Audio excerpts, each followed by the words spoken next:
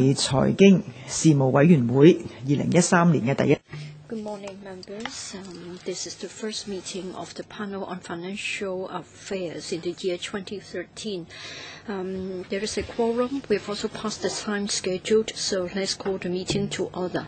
First of all, confirmation of minutes of the meeting held on the 5th of November 2012 has been sent out to you under CB bracket 1359/12 to 13. So far, the Secretariat hasn't received any proposed amendments. If you members do not have any comments, please confirm the minutes. Thank you. Since we don't have any comments on the spot. Second, information paper issued since the last meeting. Please be informed that since the regular meeting held on the 3rd of December 2012, the panel has received 3 information papers. The details have been set out in the agenda, and it includes the administration's information paper on the proposal of the Hong Kong Exchanges and Clearing Limited to introduce after-hours futures trading. We have received from Mr. Wai-king a letter dated the 3rd of January setting out his concerns about the matter because the industry is worried about the proposals from the Hong Kong X. Mr. Wong proposed that we should have a meeting with the Hong Kong Exchanges and Clearing Limited representatives of the industry as well as representatives of the trade unions. Members, please comment on Mr. Wong's proposal. Mr. Wong, Madam Chair, I understand that the industry is really concerned, and I think the relevant motions have been passed by the Legislative Council. Before we actually launch the arrangements, I hope that the panel can hold a discussion, and I hope that both the industries as well as the trade unions will be represented at the panel. This involves financial security, and I hope that we can have a discussion. So please arrange a time slot, and I would suggest that there should be a public hearing for both the industry as well as the general public to give their comments. Other members?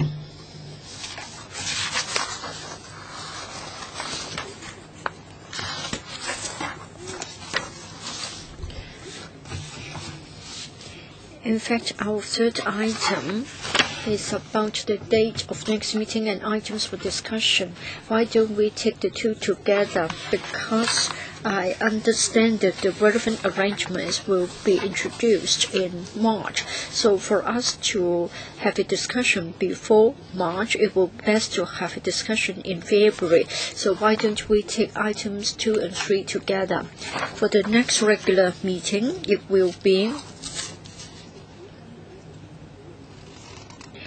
held on the 4th of February, and there will be 3 items for discussion. First of all, the annual report from the Hong Kong MA, and then the budget of the Securities and Futures Commission for financial year 2013 to 14, as well as tax information exchange arrangements. So please comment on the February agenda. I have also received a letter from Mr. Kenneth Leung. He suggested that in relation to the acquisition of shares in relation to the London metals exchange by the Hong Kong X, he would like to have a discussion. The paper has been sent out to members on the 17th of December, so I just want to seek your comments. Mr. Leung, anything to say? Well, end of November, there was this acquisition of shares, and in fact,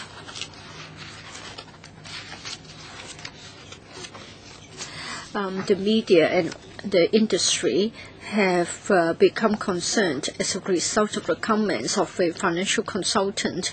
I've received many inquiries. People ask me as to what actually happened. So what happens is that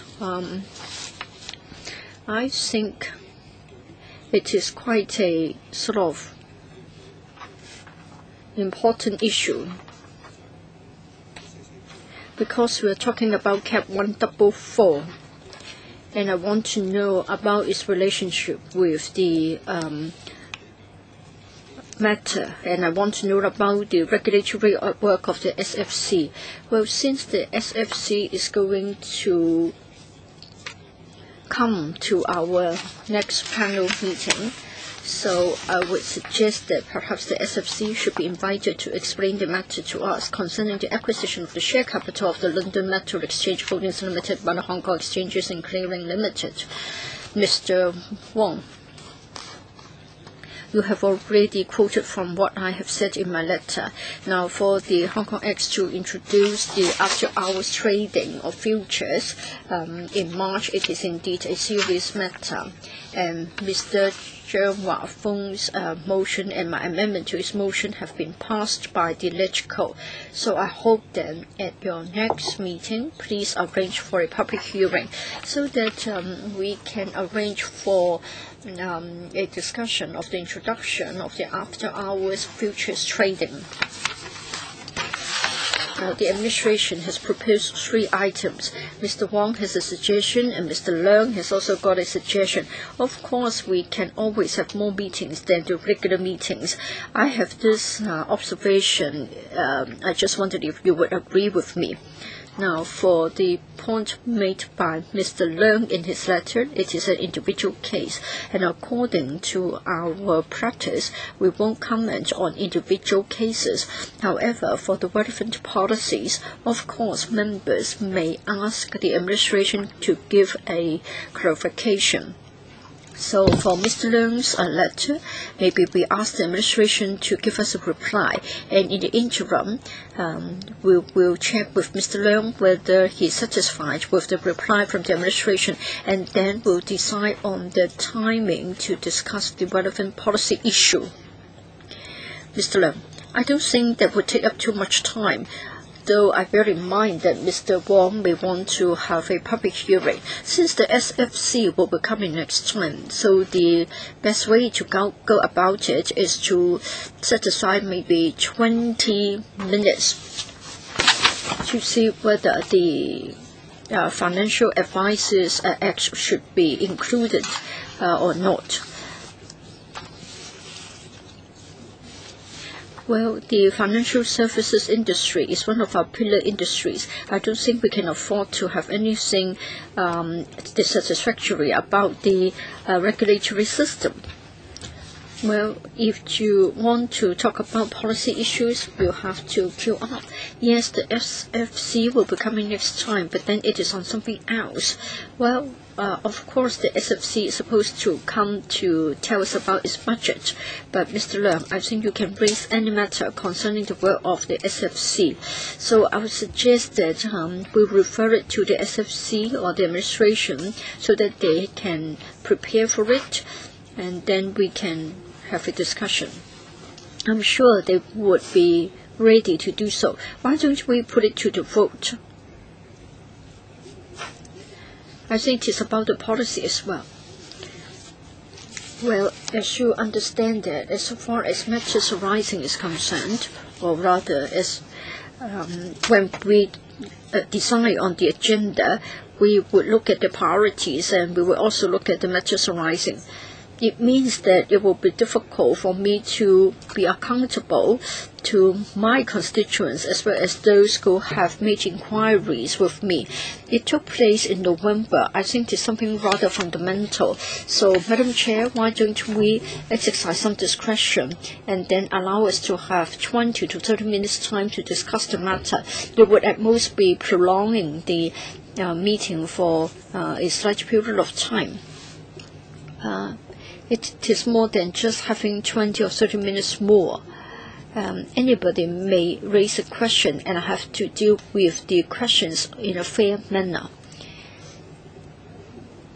Well, first of all, let me see if other members have got other views.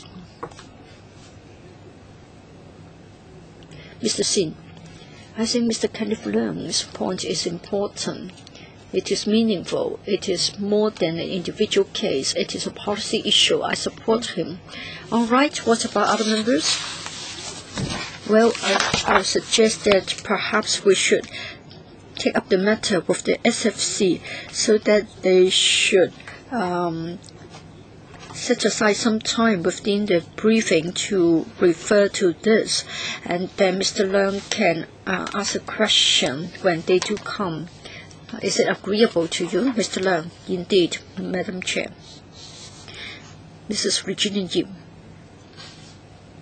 I have got an ancillary question arising from the acquisition of the share capital of LME Holdings, though not directly related. We have also got a commodities exchange set up by Mr. Zheng. I'm an EXCO member. I want to know whether the two are complementary. Does the administration have any policies or measures to assist with the development of our commodities exchange?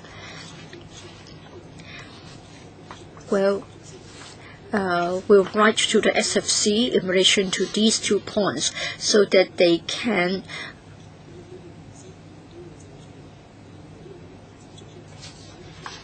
do the homework in anticipation of such questions to be asked. All right.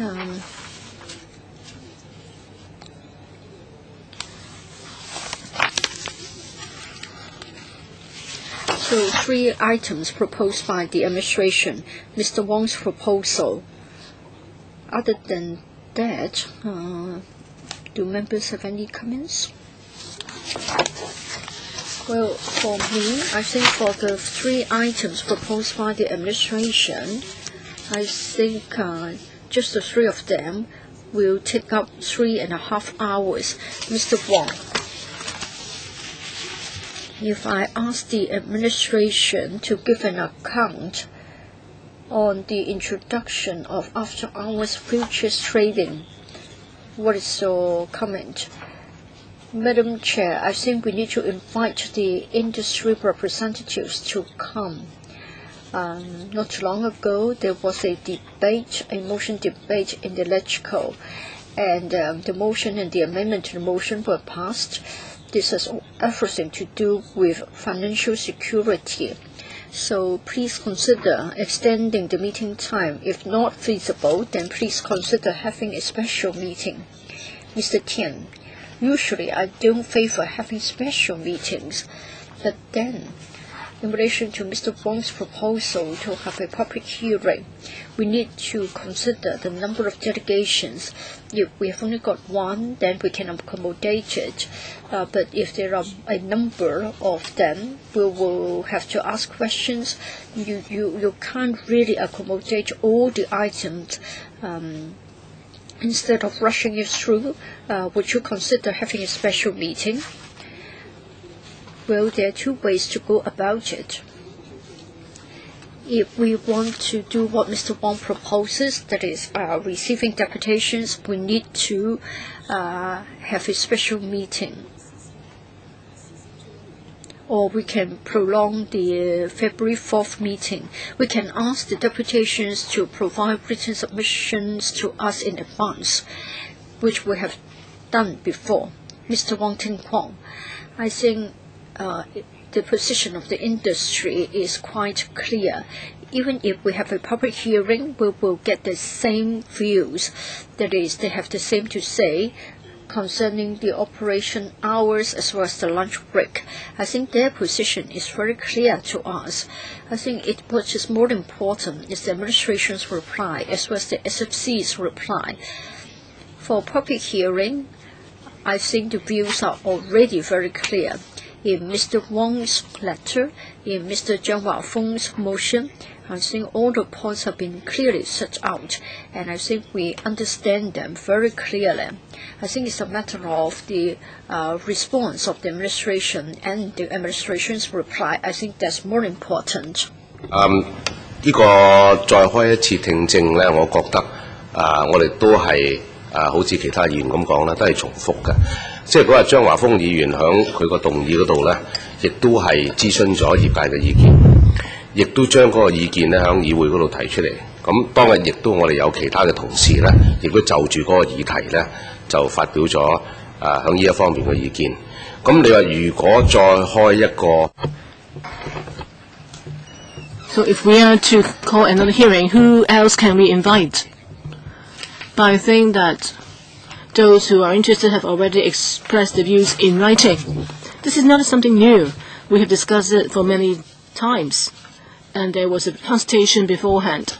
And the views collected then were circulated to various organizations, and Electoral had the records. So if we are to call a special meeting, that would be just a repetition. But we can look at the written views submitted and see whether there are any new rationale. If not, then I don't see the need for another hearing. Ronnie Tong, Chairman, I think beforehand the consultation was done with stakeholders mainly. As LegCo, we are supposed to represent the public opinions. If we don't listen to the views of other people in society, then I think we're not doing our job well. So I think the hearing should be conducted, and it should be. There's a need for it.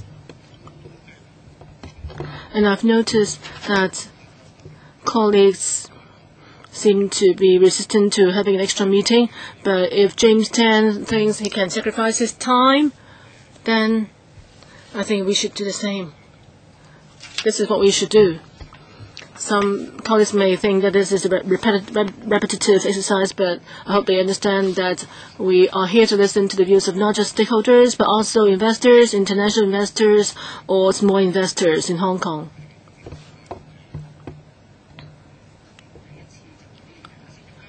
Sin Chung Kai. Well, I think a hearing can show that we are transparent and can allow stakeholders and non-stakeholders, professionals alike or not, any organizations to express their views. Therefore, I support Wong Kwok-hing's motion. Okay, Wong Ting Kwong. Thank you, Chairman. I don't agree with Ronnie Tong's views that we are resistant towards the idea. It's our responsibility to have meetings. I never resist having meetings. The problem is whether we should streamline our efforts. We have listened to all the views. It's not that we don't listen to some people's views. Just then I stated very clearly that we had collected many views. Very clear. It's not that we don't want to listen, but the stance expressed is very clear. The main point is how the administration is going to respond to it. We are now asking the administration to respond to the views expressed. That's the most important. It's not that we're not listening. We have listened to all the views already, and we do agree, concur with the views. So a clarification on my part. Chen Kam Lam, you're speaking for the first time, then Wong Kwok-hing. Chairman, I think before, during the consultation, we had heard various voices. We had consultation with the trade, and now at this point, before its implementation, there remain various voices and worries in the sector. It is something natural. Financial policies, whenever there are new policies involved, there are people who express worries. I don't feel that the government or the related, of course, it's reasonable for them to listen to various views and to ease people's worries. That's important. But whether there's a need for a separate special meeting, I don't think so. I don't see the need. But if you think that we should go ahead, then we need to do it quickly, because we're talking about implementation in March. So if we drag our feet, then it may affect the implementation. And for international investors or Hong Kong status as an international financial center, that could have an effect. If we mess up the whole thing. Let's don't actually make a mess before the implementation. Wong Kwok-hing. Thank you, Chairman. I'd just like to clarify that the consultation was not on the lunch hour or lunch meal. It's more on the arrangement for the after trading period. The consultation was conducted for the first time, so it's very, very important. Before, only the Hong Kong EX carried out its own consultation, but the HKEX consultation was criticized heavily, and therefore people in the trade appealed to our panel to conduct a public hearing and to listen to the views of the industry. Therefore, I sincerely urge the chairman to make a decision. If we don't have enough time on that day during a meeting, then we should call a special meeting to hear the industry's views. Yes. Wong Kwok-hing, I don't think that that will be the first consultation, but it will be the first time LegCo is discussing. But in view of the demand, I'll discuss with the Secretariat. Well, we found that on January 28th, we need to, in response to the government's policy address, listen to the Secretary for Finance and Treasury. We will have a special meeting on that day. So, and as other members support an early meeting, therefore, why don't we meet on January 28th? We extend that meeting on January 28th and invite bodies from the industry to express their views. Any other opinions? Thank you, Chairman. Okay, so it will be held from 4:30 to 5:30 on that day. Please reserve time for that. 4:30 and 5:30, that's the time for the original special meeting. If we are to extend the meeting, it will be extended to 6:30. So please reserve time for it. Okay, if that's the case, then our regular meeting in February, the agenda of that meeting will be based on what the government has submitted and also on the issue for which members have expressed concern. So now the next item is on the Mandatory Provident Fund Schemes Authority consultancy study on trustees' costs and reform directions to lower MPF fees. So may I ask the representatives from the authority and the administration to come in. And we also invite members from the other panel, the manpower panel, to participate as well. And please refer to paper 1358/1213(03). So I'll ask the authority to take us through the report briefly. I'm sure members are very, very, very familiar with the authority and the arrangements for the MPF. So I hope that we'll have more time for questions. So who is going to take us through the report? Secretary? Yes, I will give an opening remark. Thank you, the panel, for giving us the time today to tell you about the our thoughts on how to lower MPF fees. You know that MPF is an important part of retirement protection. Personal savings, personal support, and Social Security actually work together. That's something we want to emphasize. MPF scheme has been set up for 12 years, and the government is determined to reduce the fees of MPF. Last year, MPF announced the conducting of the consultancy study, and the study provided good reference for us. And there's been much public discussions, and it helped with the administration in formulating policies. In 08-12, even though the expenses of the scheme fell by almost 20%, but the rate is still quite high. Compared to overseas, our fees are at a high level. Even though overseas MPF funds are operating on a larger scale, but the consultancy study showed that there's definitely room for reduction in the MPF fee. So now we are working closely with the government to adopt short, long-term measures to bring down the fees and also bring in fundamental changes to the system so that the fees could come down quickly. As for some possible directions for reform, the government does welcome the proposed for changes in future.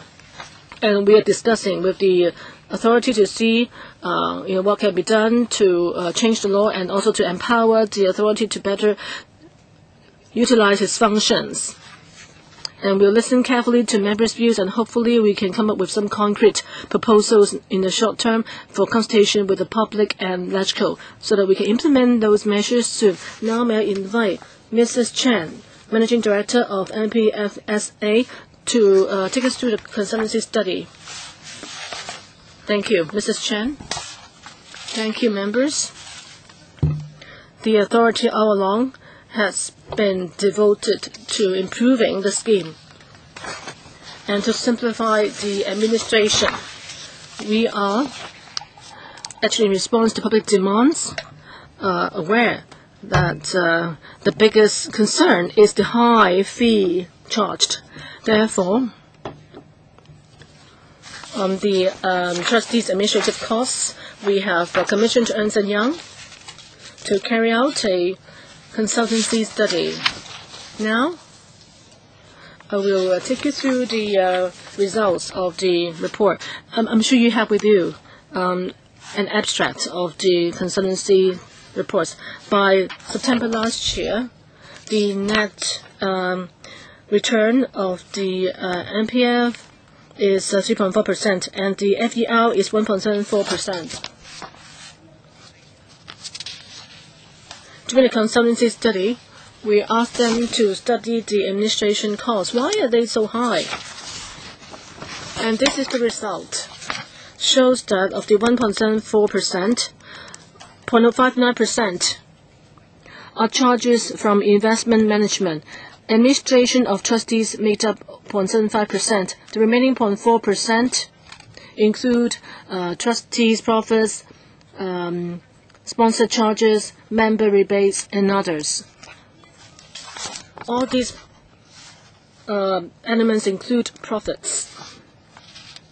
Under the NPF scheme, apart from investment management, administration takes up quite a large part of the cost. Why? Because the trustees need to handle the contributions, members' requests for changing funds, or withdrawal of accrued benefits, payment of accrued benefits, and other services for members. And the trustees, according to the Ernst & Young report, there are some actually driving factors for costs. Mainly under the system, more than 3 million transactions are held in every year, and about 60% are handled by hand with paper. And secondly, our employers, many of them are small and medium-sized businesses or self-employed people. Their accounts do not have much money, but yet the same amount of effort have to be put into the accounts. And the volume of transactions involving these accounts are quite high.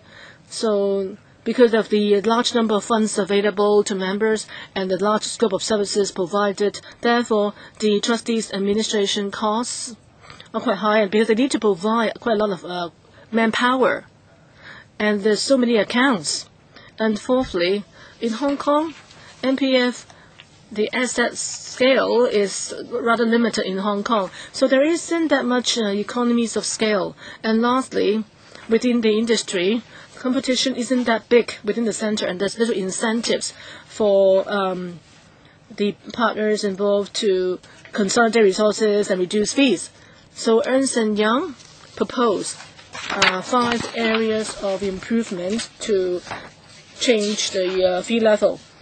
The first proposal is to provide more electronic means to handle data. Simply put, that is to expedite electronization.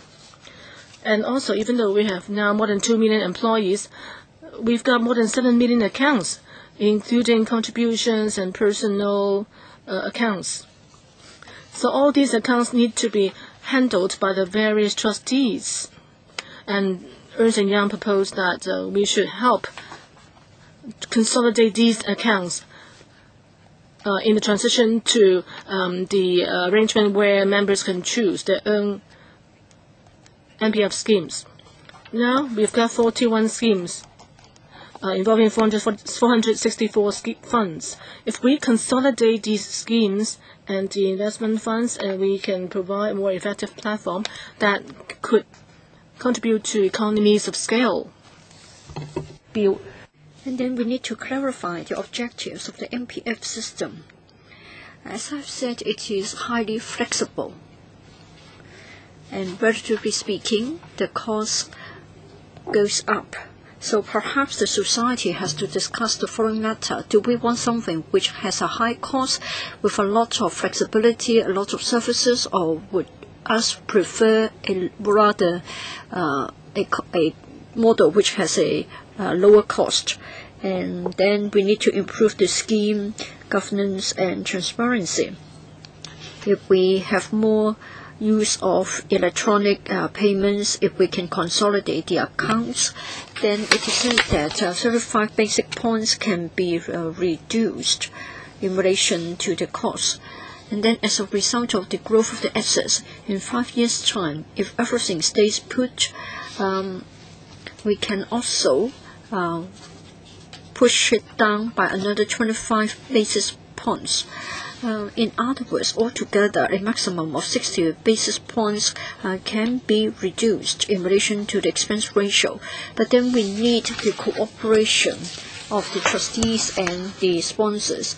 We need low-fee funds like the index funds, and they should also step up the promotion of such funds.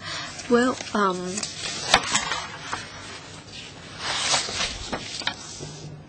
1.74% is the actual figure, so it all depends on the choice of the scheme members. And then secondly, for scheme members and employers, they have a role to play. They need to change the way of managing MPF accounts. For example, they need to make greater use of online services, and they need to consolidate their accounts.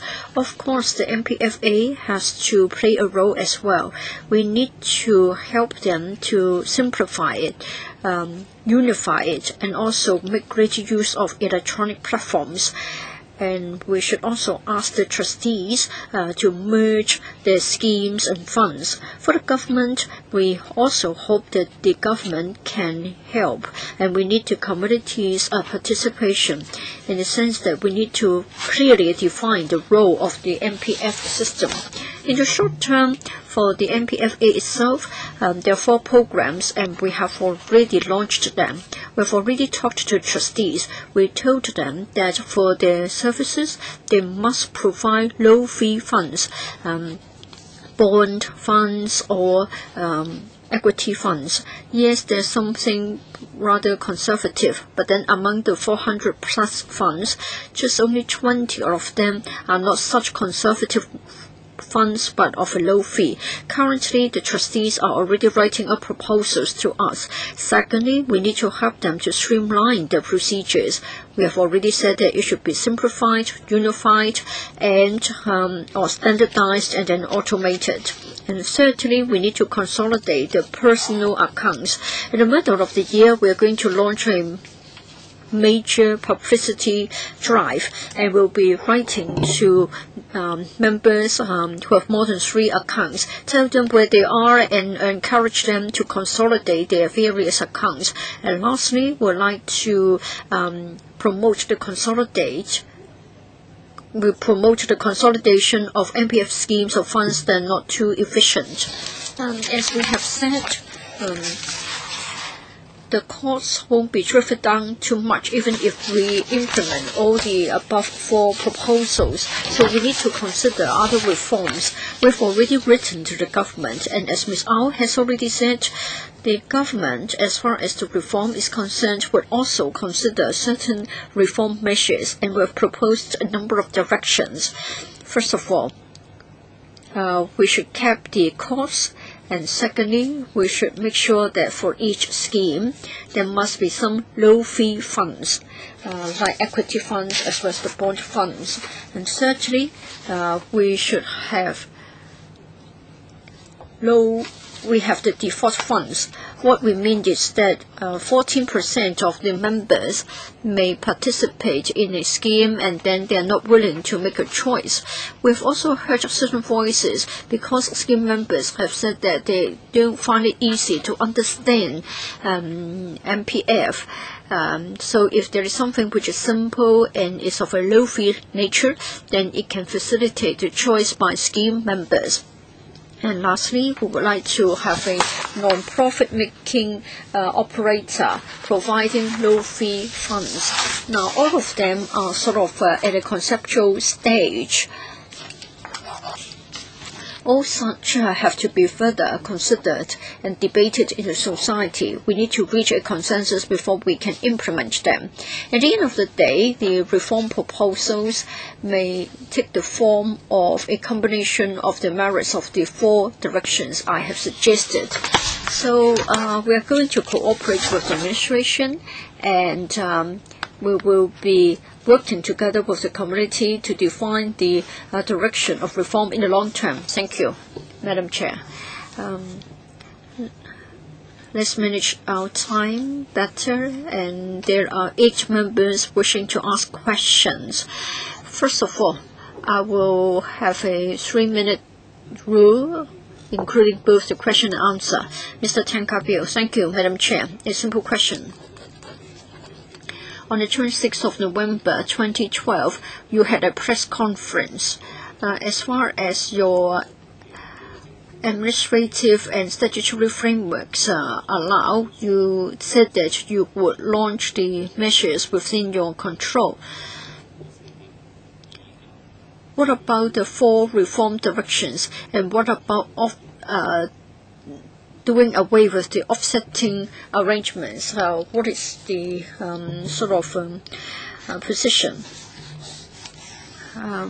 Ms. Au, for the medium and long-term measures, some of them may have a statutory backing, but it doesn't prevent us from having administrative measures. As I have said, we need to consider a number of things. Do we want to introduce a cost cap? Or fee cap? If we want, do we have the powers in the existing legislation? And then the community has to have a discussion. Do we want to cap the fees for all the funds, the majority of them, or a small number of them? We have to consider this issue. And then for other directions of the proposed reform, say, for example, having some default funds, we believe that it is a good direction. As Mrs. Chen has said, 14%. Ms. Au, we have only got 3 minutes each. Will the current term government be able to finish with the work? Yes, he asked a few questions. Please be more focused. For the default fund, we will certainly consider it. For the other reform proposals, we want to listen more to the community's views. We are already studying the matter, and we hope that within this term of the LegCo, we can finish the legislative work. Now, I want to clarify, there are 4 points here, but then for the FTU, we are most concerned about the need to remove the offsetting arrangements. Are you going to do this? And would you also act like the CE, that is, when you're ready with one of the measures, you will launch it instead of waiting for all of them to be ready and launch them together? Well, this point has been raised previously by former LegCo members. We're aware of the strength of the argument as well as the wishes of the workers, but still it is a divided issue. The views are divided, so we need to be very careful. Currently, we haven't got any concrete proposal. Many members, many industry representatives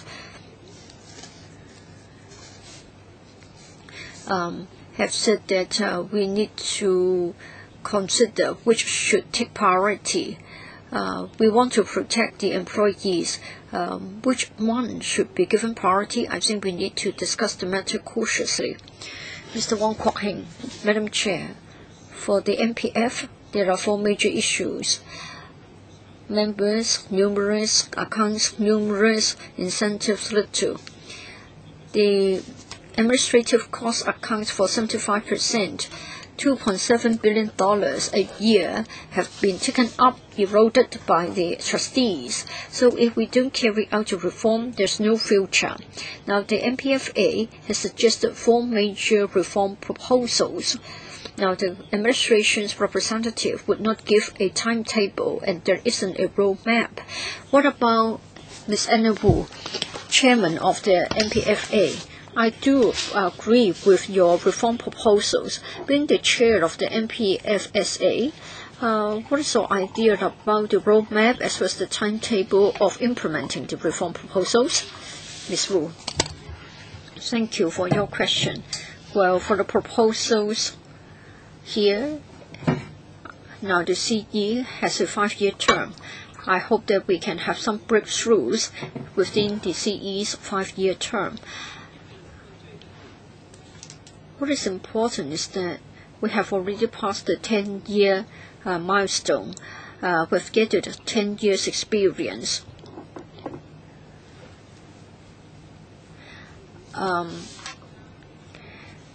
We have the ECA. In other words, employees may choose among the 400 plus funds. In other words, we have to simplify the procedures. We have to lower the fees, and we must introduce certain basic protection measures. Say, for example, if people don't want to choose, if people want low-fee funds, then we must make such available. But we haven't got such powers. We need to be empowered.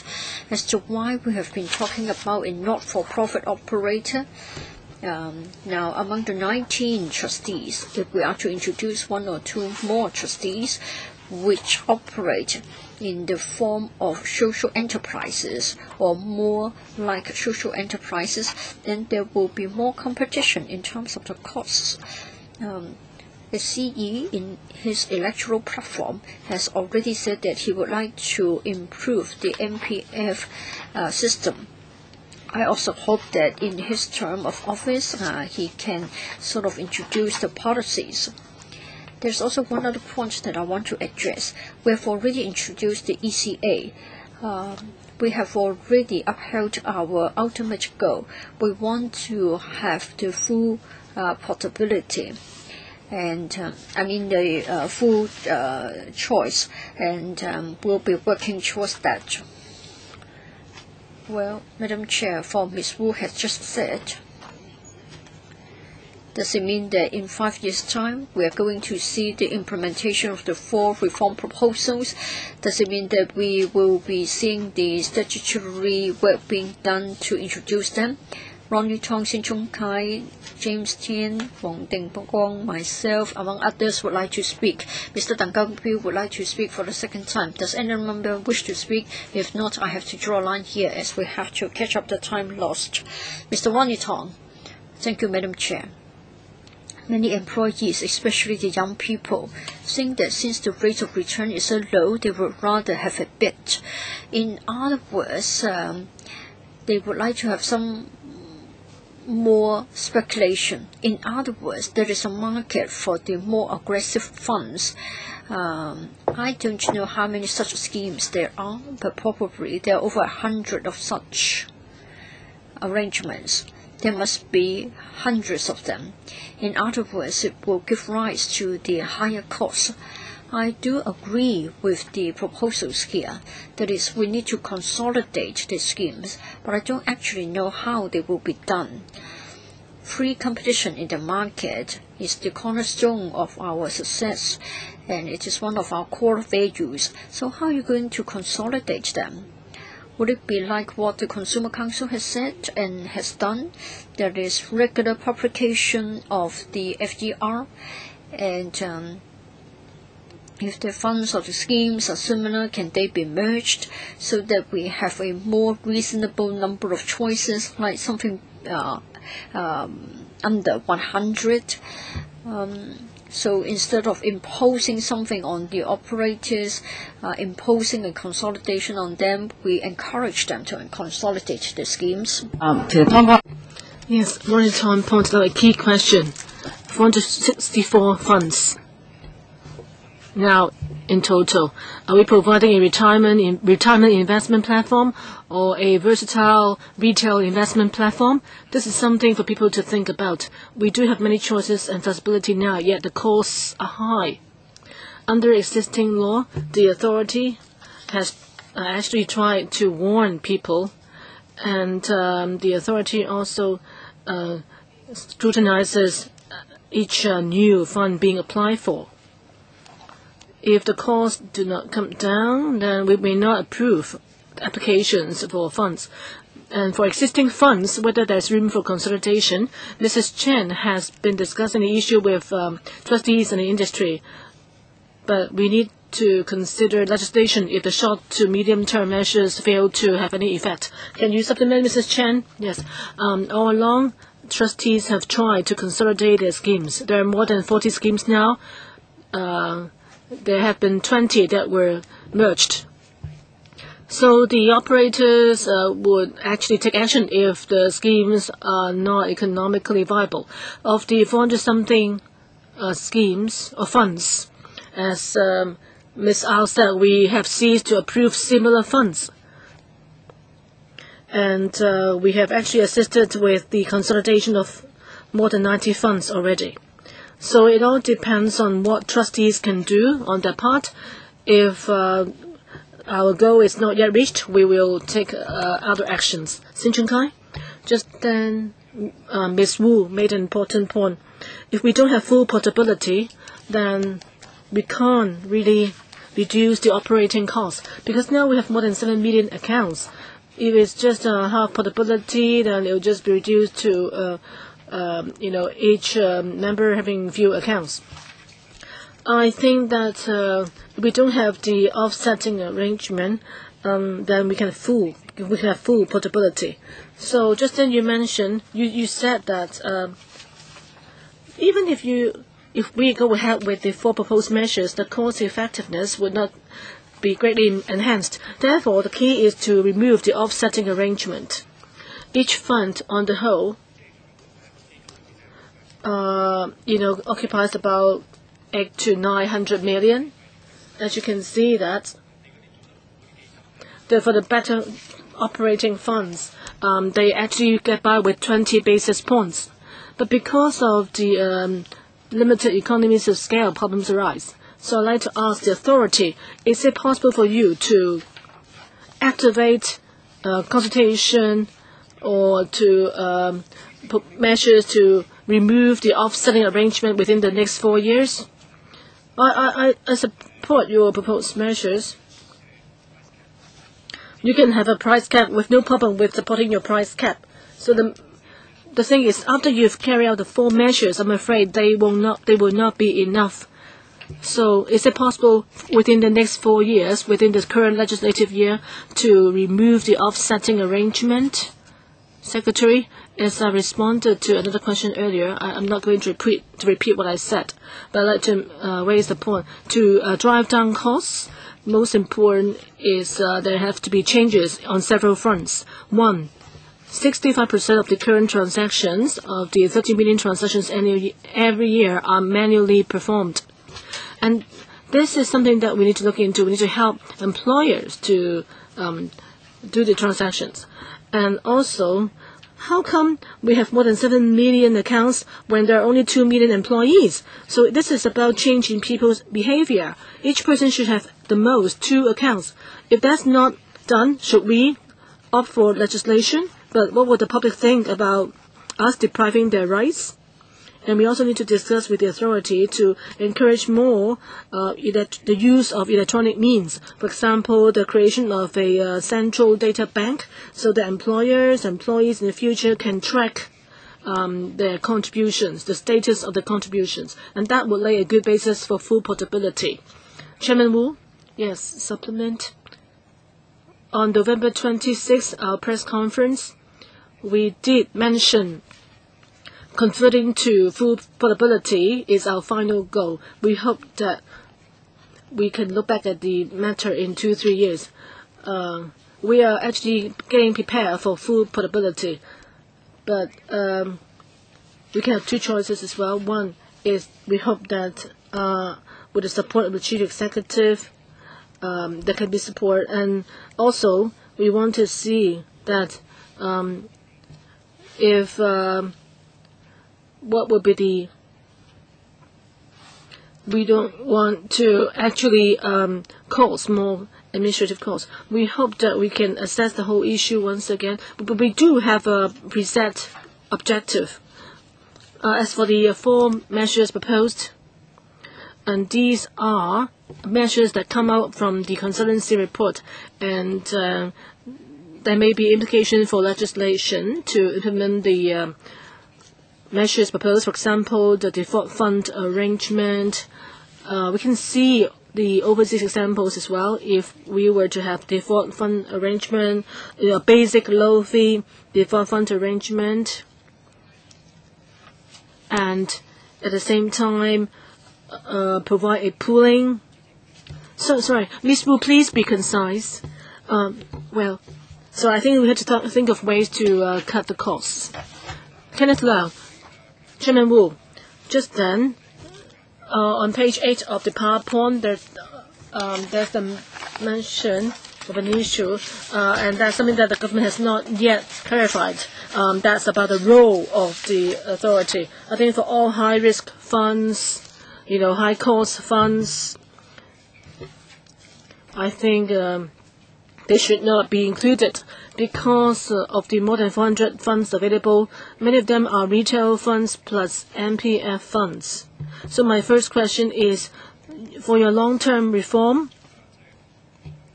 would you consider replacing the high-risk funds so that they become only an option? And I also went through carefully Ernst & Young's report. Maybe the report only talks about minor points or administrative improvements. You can see that even all the proposals are cried out. You will only reduce 35 basis points of the cost. You also mentioned the provision of or creation of non-profit operators. But have you considered ultimately MPF should ultimately have one non-for-profit trustee? If you have only one not-for-profit operator, the cost will come down drastically. Chairman Wu? Yes, I think we are trying to add to the pool basic low-fee funds. As for the high-cost funds or more complex funds, they can exist. So there will be more options to people, and that's what we want to see. As for low-fee funds, there needs to be the choice for this low-fee fund, and there can be a default fund arrangement so people know clearly what is available immediately. We don't want to see the removal of other funds. That's not our goal. As for the not-for-profit trustee, I think the existence of such function can actually lead to exercise of greater social responsibility. So such trustees or operators can be a public organization, can be a social enterprise, or can be someone in the industry. Ultimately, what our final blueprint will be, our stance is that we'd like to follow the 5 pillars of the World Bank in terms of handling MPF. The World Bank actually I consider social security as one pillar that can coexist with Provident Fund. Whether Provident Fund can be reliant on central administration, actually we're moving in that direction. Maybe Mrs. Chen can elaborate more on what is going on. Well, I think maybe we don't have time for that. Next one, James Tian. It's out. James To. First point, I feel that Sin Chung Kai's proposal of removing the offsetting arrangement and the view expressed by the Federation of Trade Unions is key. So I hope that you can really consider that as soon as you can. And also, many people think that, well, lately I heard from a company director that he always advise people to buy Trackers Fund 2800. His projection may not be true for decades, but in the context of Hong Kong, that fund is not that risky. So why is it that we can't let employees choose to contribute to 2800 only? Is it because the volume of 2800 doesn't have enough volume, cannot afford future payments? I think, but the cost can come down a lot if there's this single fund for all. And if you try to target at blue chips, 70%, you have a 70% chance of losing. But if you invest in 2800, then you would not lose out at all. And sometimes it even performs better than some large funds. So I don't see why we can't focus on 2800. Is it because of its market volume? Because of its limited market volume? But I think you have a point in regulating the price. So I think ultimately, if all measures fail, I think you can consider controlling the price. I'm not suggesting that you have to set up a public fund. Who is to answer that, Mrs. Chen? Maybe I'll answer James To's question on Trackers Fund. People can buy Trackers Fund. Trustees can actually buy Trackers Fund. It's not that they're not in much supply because the profits are not that much. Therefore, one of our 4 proposals is to get them to provide different variety of low-fee funds. So it's not just limited to 2800. I think that's one way that can achieve the best results. But let's remember that even when the new measures are implemented, they need to promote them to let people know of the availability of the various funds. So members have a choice. So we don't need legislation to support the provision of low-fee funds. And whether trustees provide index funds is up to them. Ho Chun-yan, next. The government's proposals of capping the fees of NPF funds, that's a good thing.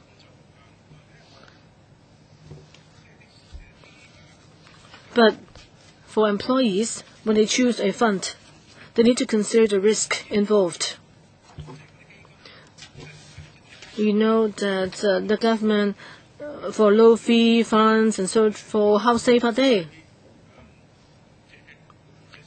Is it possible that problems could arise with the low-fee funds and people will even lose their initial contributions? So how about the government? What role does the government play in regard to protection of people's contributions? And now that since you're considering the introduction of a not-for-profit operator, have you? Well, actually, the NPFA authority is playing a similar role now. The government is using our fiscal reserves to make investments. Can we actually get the Hong Kong Monetary Authority, or have the Hong Kong Monetary Authority performing the role of a public operator? Permanent Secretary, yes. Hong Kong MA has its own prime functions and responsibilities. For example, defending our exchange rates and also maintaining financial stability. If it's to play the role of a MPF fund operator, it could lead to confusion of roles. And just then Mr. Ho mentioned whether employees understand the risks of various funds. I agree. Education of employees will be stepped up by the authority in the future. And one of our directions for reform is to deal with the issue you mentioned, that is whether we should have default fund arrangement.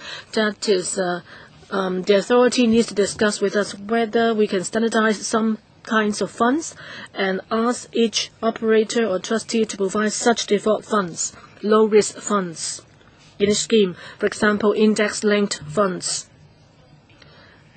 Schemes that are more favorable for long-term investment, and also whether we should actually make consideration about employees' age, because the components of the funds may vary for employees of varying ages. Madam Chair, yes, I do understand the point made by Ms. Au concerning the terms of reference of the Hong Kong MA, but then the Hong Kong MA is indeed providing an investment service for our treasury, that is the fiscal reserves. It doesn't really have a lot to do with the stability of the Hong Kong dollar. I think we can get another public operator that mirrors the approach of the Hong Kong MA in investing our fiscal reserves. I think it will be good. I hope you can consider Mr. Ho's proposal. Mr. Chan Kin-po. Just now, someone suggested that all the high-risk funds should be abolished. Well, in fact, the MPFO does disallow certain funds. But if you don't allow the high-return funds at all, then you can't really provide for your retirement if you all have the low-risk funds. Can we not go back to the third slide of the PPP?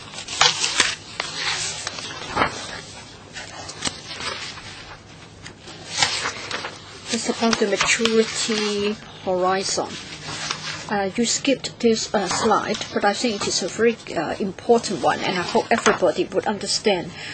We have had 12 years of experience for Australia, 20, Chile, 20, 30, Singapore, almost 40 years, USA, almost 40 years. So if we compare a child with an adult, there's no way they are comparable. So we need to consider this matter, and then we can have a fair comment on the FER. Children cannot be compared to adults. If we have 40 years experience and with the streamlining of the procedures, I think we're comparable with other economies. So we need to consider the matter carefully. Now, it isn't just a matter of cost saving. In fact, we see a lot of wastages. So automation must be the way forward, and we have to be more proactive about it. Now, for the self-employed and the smaller employers, I think they're on a high side. I mean, they account for a lot of the employers. So it's difficult to convince them, to urge them to automate. For larger employers, it's easier. Is it easy to convince them to abandon paperwork and checks for the payment of contribution? It's not that easy. And then a member has made a very good point. Over 60% of the investment are with equity funds. But then for the year 2010, a lot of them didn't perform as well as others. Now, many MPF schemes do provide equity funds. A lot of them do not provide very good performances. We need to educate if you educate the public so that make the right choices, then people won't be so angry about it. I hope the administration will sort of also promote the advantages of the index funds, because the index funds do carry certain risks. It's also good. Who will take up this question? All of them are very good points. I'll consider them. Mr. Wong Teng Kwong, I need to declare interest. I was a non-executive director of the MPFSA, and I'm also one of the committee chair.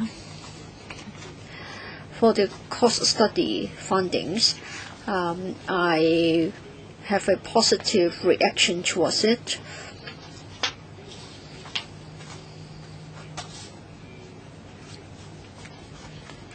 as far as the MPF system is concerned, I think many comments have been made about the offsetting requirements. I really hope that the administration and the MPFSA must consult the views of the stakeholders. I'm really very worried that it's on the question of offsetting. You may make it difficult for the SMEs. SMEs will find it difficult to cope. Now the MPF pool has already exceeded $400 billion. It will be difficult for them to find money to pay out as loan service payment or severance pay. So it will cause panic if you do something about it, which makes it difficult for them to cope. Now for a prospective businessman, I think even if before you start your business, you have to consider how to close your business. If you don't have that in mind as well, you may have to go to jail for it. So I'm afraid that you are making the business environment very unfavorable. And then personal accounts. Why are you saying that you would only write to those having 3 accounts? Why not 2? Why don't you draw the line at 2? And then the idea of having a not-for-profit operator. I think the community has a lot of expectation about this. But what about industry schemes? If they don't operate properly and if they collapse, who's going to take it up? It will cause a lot of repercussions in the community if they do fail.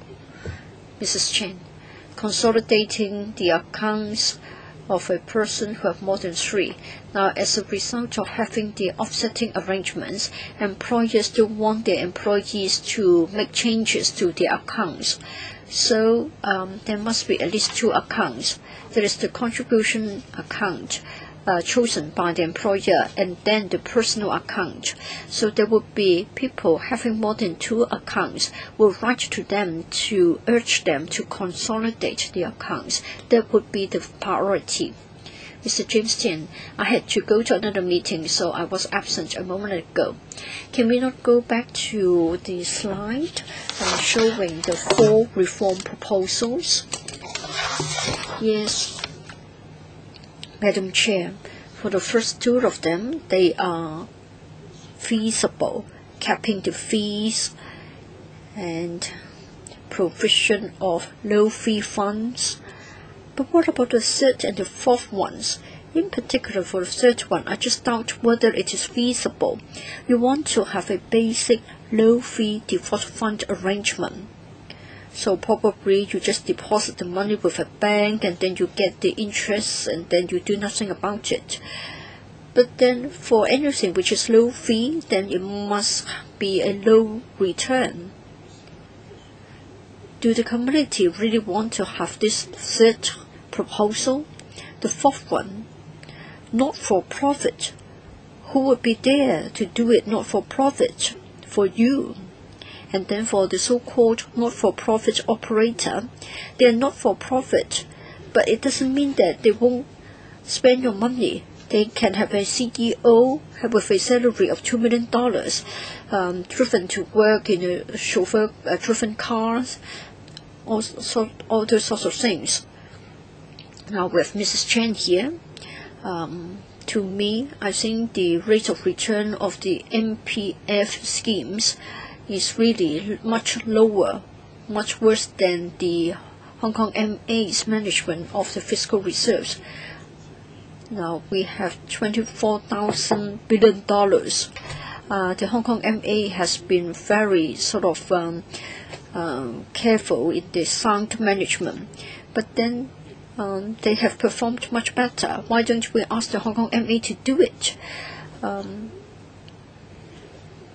The Hong Kong MA has employed so many employees, and then the 400 plus funds have also got so many employees.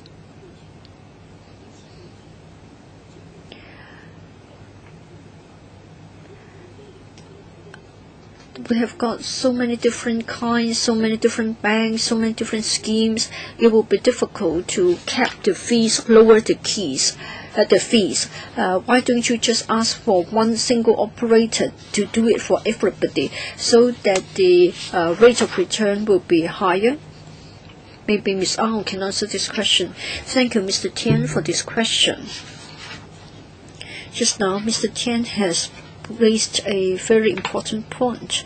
That is, in fact, he's saying that whether the MPF is for long-term investment or short-term investment, I hope everybody will regard it as long-term investment, and this requires proper education. As to the investment strategies, I don't think it is that difficult.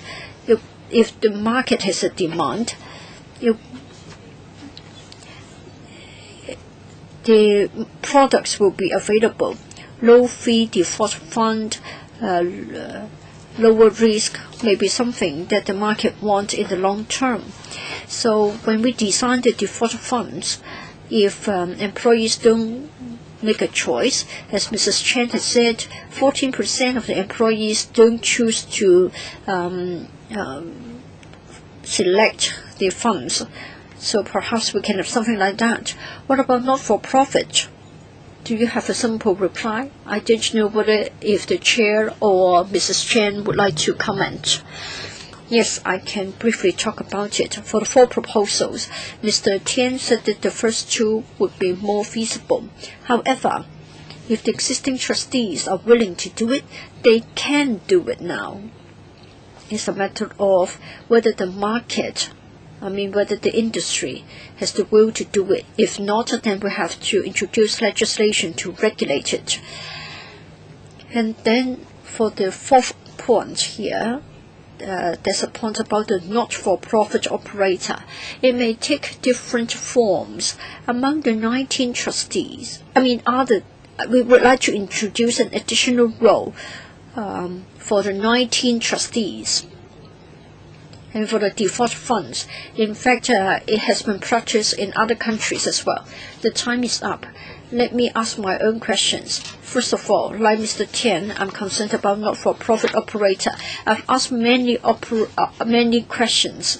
I think the Hong Kong MA is well positioned to act as an operator, so that citizens have an additional choice, that is to buy a product from the Hong Kong MA linked with the exchange fund. Ms. Au answered this question, and then she said that the exchange fund has a different role, different function, and it seems that she's saying that the government won't consider it. But then the Hong Kong MA's role and functions have been given to the Hong Kong MA by the community, by the administration. I think there is some room for discussion. Ms. Anna Wu, what about the not-for-profit operator idea? I think Mr. James Tian, Mr. Albert Ho talked about the exchange fund as well.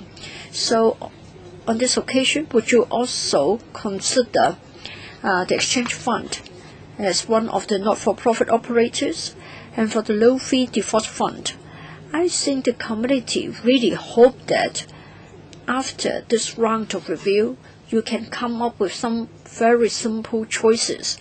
I've made this point time and again. You give them a choice.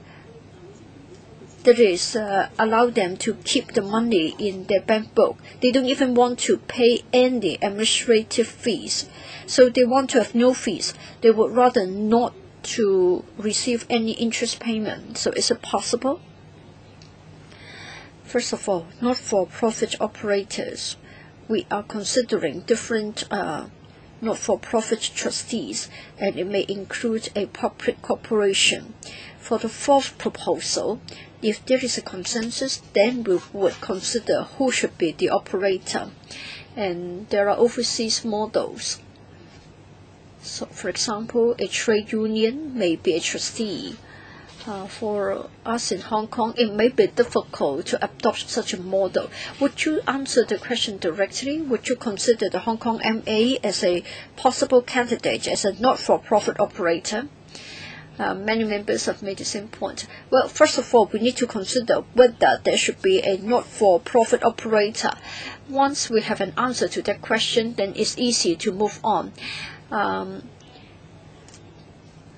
Though I won't say whether the Hong Kong MA should be the operator, but I think in terms of the design of the product, I think we can be more proactive.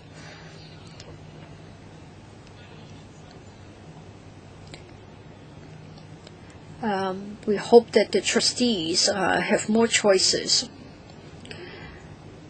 Now, some people have suggested that prior to retirement, they would rather just deposit all their money in a bank account. Would that be allowed? That was a suggestion made at the launch of the MPF schemes. Currently, for the conservative funds, there is indeed a fee, but then it has to be cross-subsidized by other funds. So it is a very humble request. Don't charge any administrative costs. They don't expect a high rate of return. 70% of the choices are made by the employees. I can only allow you 1 minute, Mr. Tang. I don't know why Ms. Wu have such high regard for trade unions, but doesn't seem to have so much confidence in the Hong Kong MA. I hope the 3 EXCO members can give a reply to the committee. Now, for the offsetting requirements, it is said that there may be a panic. Why is it so? Now, technically speaking, you want to have the offsetting. Please tell them how there won't be a panic so that we can honor the pledge by CY in his electioneering period. I don't want to repeat what I just said, but Hon Tang Kong mentioned, we need to consider stakeholders' views. Right now, we haven't got any concrete plan yet, but that doesn't mean we are not prepared for full portability at all. Just as Mrs. Chen mentioned, electronic means is actually the way ahead. We can create actually a central data bank, reduce people's banks and so forth. These can be paving the way for full portability. I just want to ask, is it the Labour or Welfare Bureau or the Financial Bureau who will follow up on the plan to remove the offsetting arrangement? Well, this is something that actually involves labor relations in various areas. It also involves how to, meet the goal of securing employment. So this is a complex matter, as you'll understand. We need to consider a lot of factors. Okay, we have actually exceeded our time reserved for this topic. But this is an important topic and it involves all the employees in Hong Kong as well as employers. I'll try to give you adequate time for discussion. But this is just the start of our discussion. There will be a motion debate later on, not just this year. In the past, there have been a lot of discussions and debates as well. I'm sure the authority, after finishing its review, it will come back to LegCo to report to us. I'm sure you can try to express your views through various other channels. So I'd like to thank the administration for taking us through the report and attending today's meeting. Now let's move on to the next item, subsidiary legislation for implementation of the new companies ordinance. May I invite the administration's representatives to come in. So if you're prepared, ready, please take us through the paper. As I said, I've allowed an excessive amount of time for the MPF debate, so I hope that please we try to stick to our schedule from now on.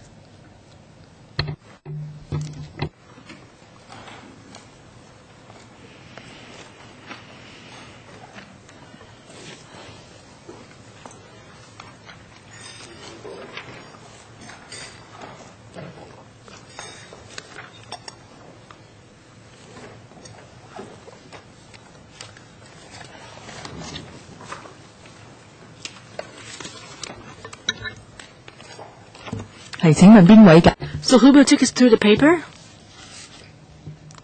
Yeah, Secretary. Thank you, Chairman.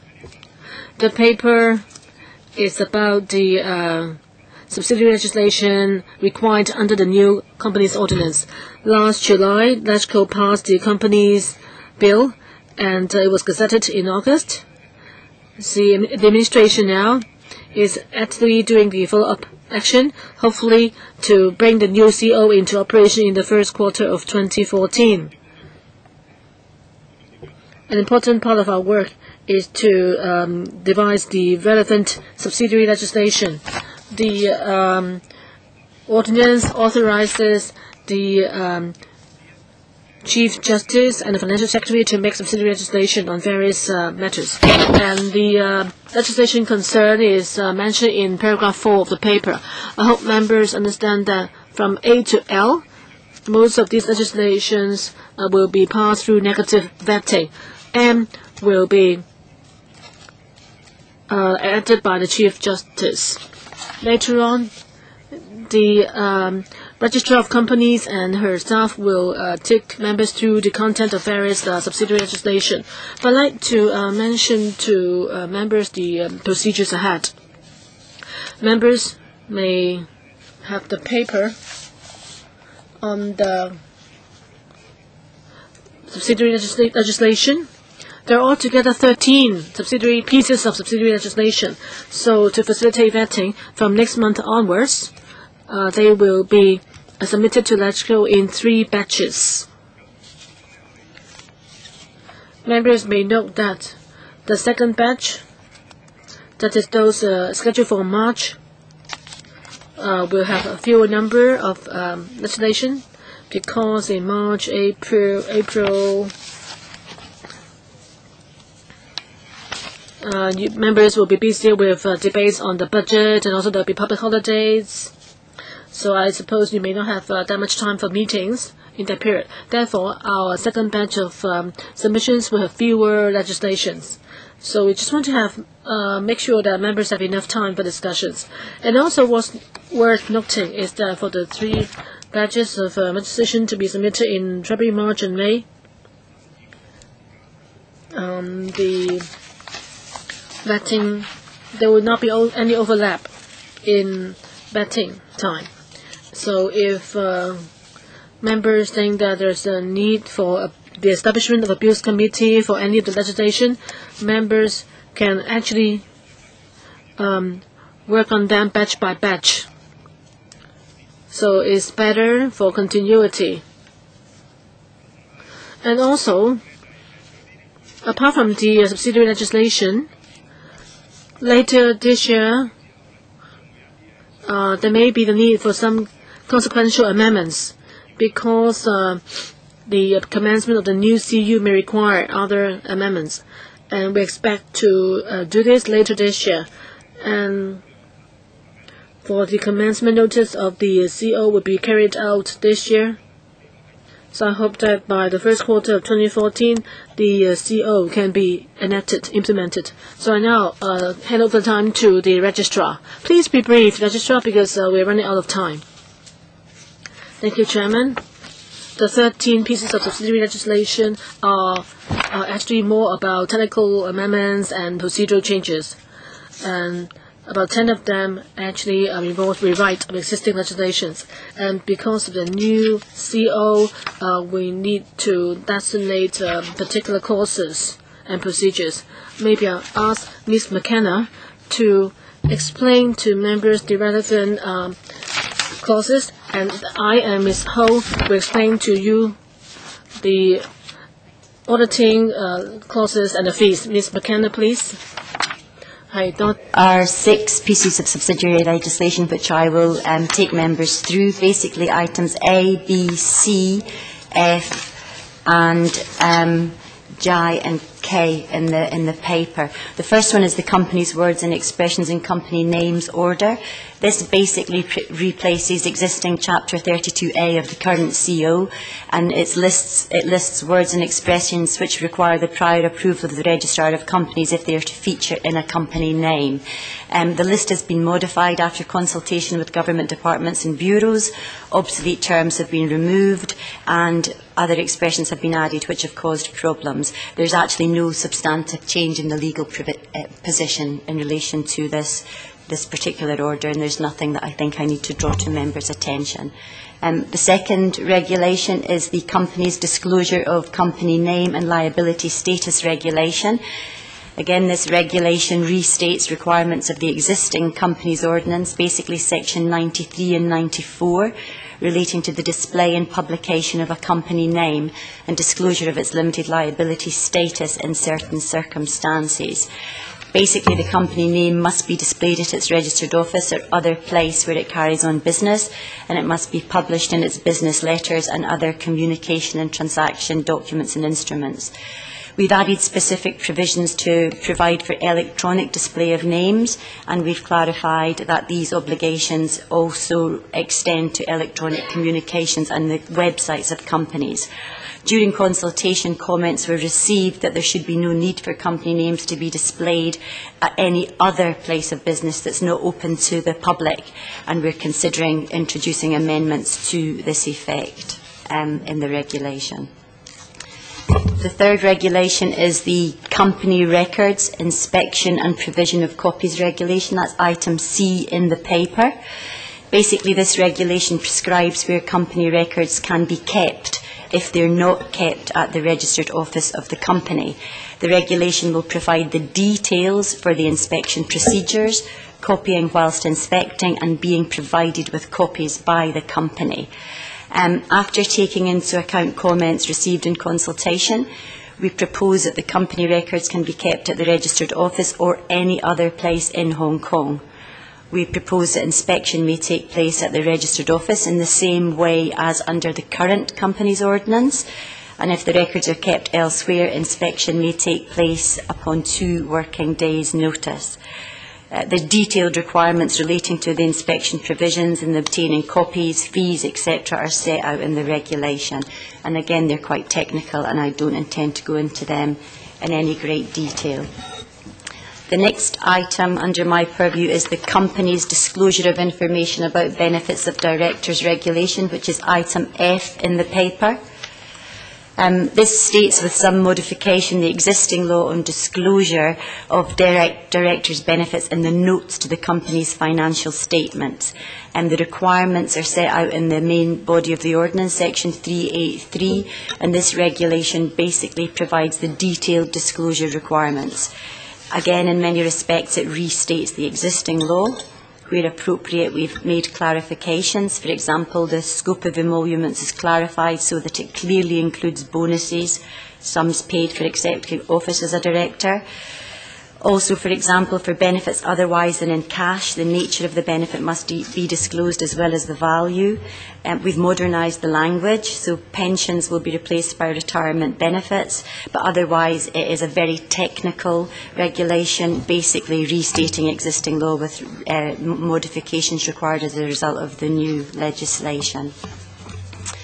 The fifth item is the company's model article notice, which is item J in the paper. This notice will prescribe 3 sets of model articles to be adopted by public companies, private companies limited by shares, and guarantee companies.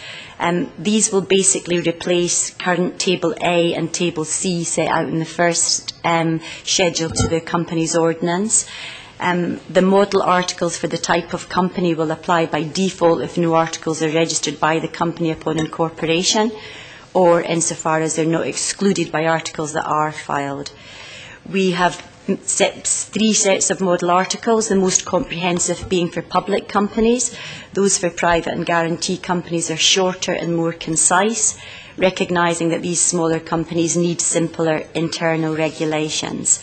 For example, we've not provided for retirement by rotation, and we've assumed that all shares are fully paid for these other articles. The model articles have been substantially reorganised for clarity, coherence, ease of reference. Similar matters are grouped together with clear, broad headings. We hope that the model articles are much easier to negotiate than current Table A. and we've updated to take account of technological advances to deal with dispersed meetings, etc. And we've made changes that are required as a result of amendments that have been made in the primary legislation.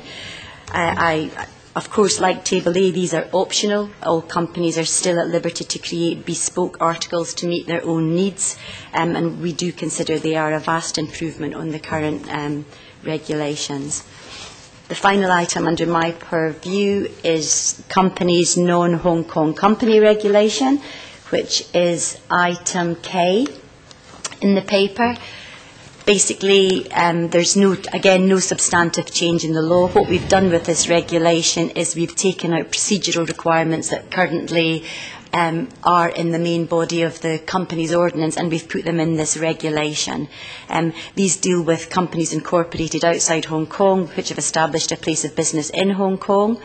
The procedural requirements, they're technical. For example, particulars and documents to be submitted upon registration, particulars to be contained in annual returns, and particulars and documents to be submitted where there's any change in particulars. No substantive change in the law. Thank you. 好，處長，你有補充係嘛？係啊。Supplements, Registrar. Yes, I think apart from taking you through the regulations. In paragraph D of the paper, there's this company's residential address and identification numbers regulation. This is something new. Now, for company directors' addresses and identification numbers, once they are registered, they are public information. Under the new CO, those registered information can be, upon application, be shielded or prevented from public access. So under the new CO, if there is this information provided to us in the future, they would not be made available to the public again. The new CU stipulates that we can only disclose this information, protected information, to designated individuals. So this regulation concerned stipulate the procedures and also the types of people, for example, company members, enforcement authorities, liquidators, and so forth, who can have access to the information. So this is the scope of this new regulation. Another new regulation is about companies' accounting standards prescribed body regulation. This is very simple. There's only one clause, and it stipulates that the Hong Kong Institute of Certified Public Accountants can issue standard accounting standards. And then there's also the new regulation of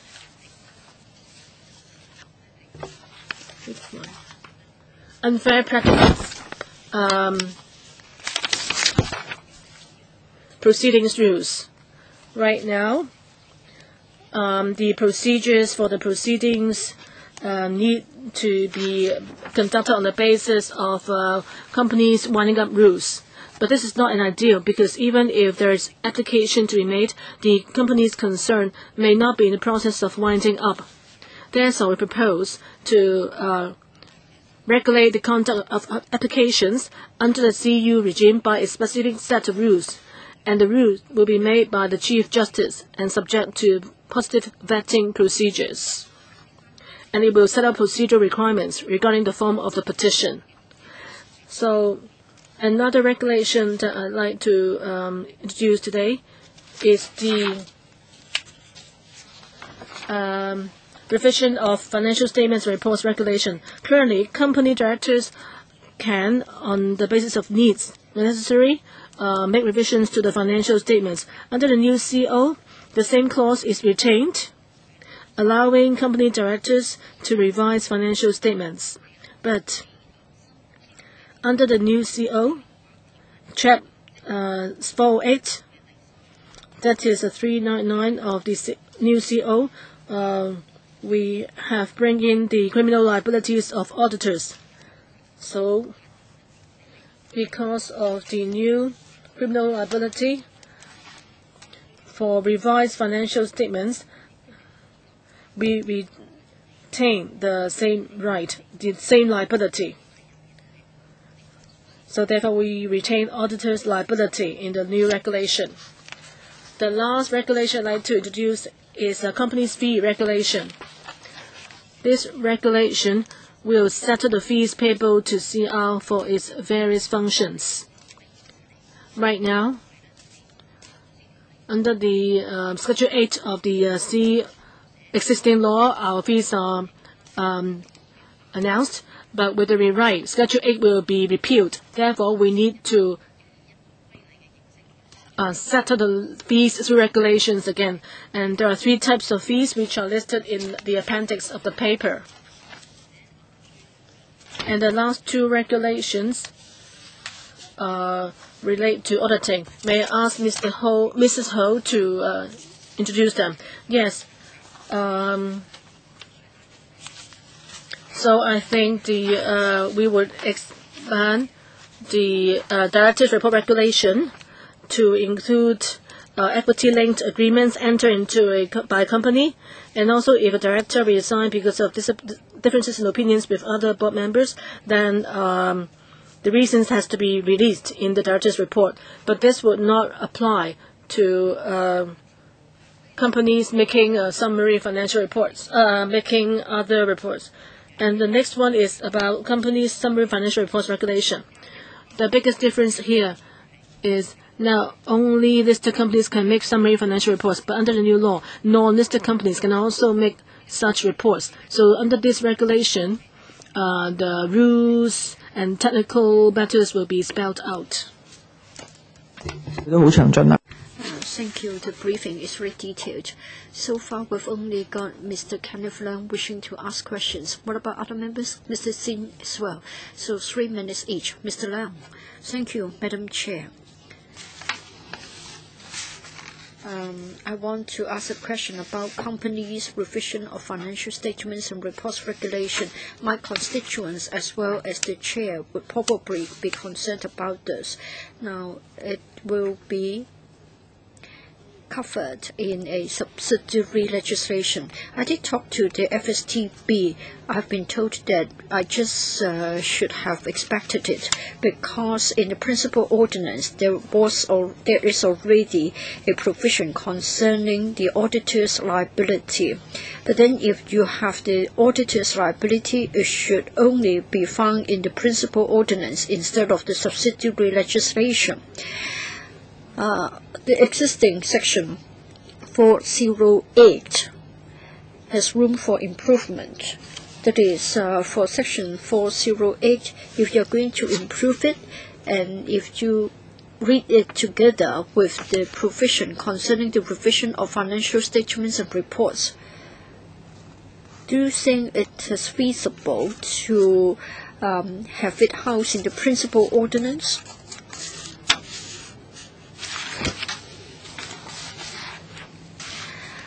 Mr. Yu, as to whether it should be in subsidiary legislation or principal ordinance, well, with 13 pieces of subsidiary legislation, we have also got other provisions concerning the liability.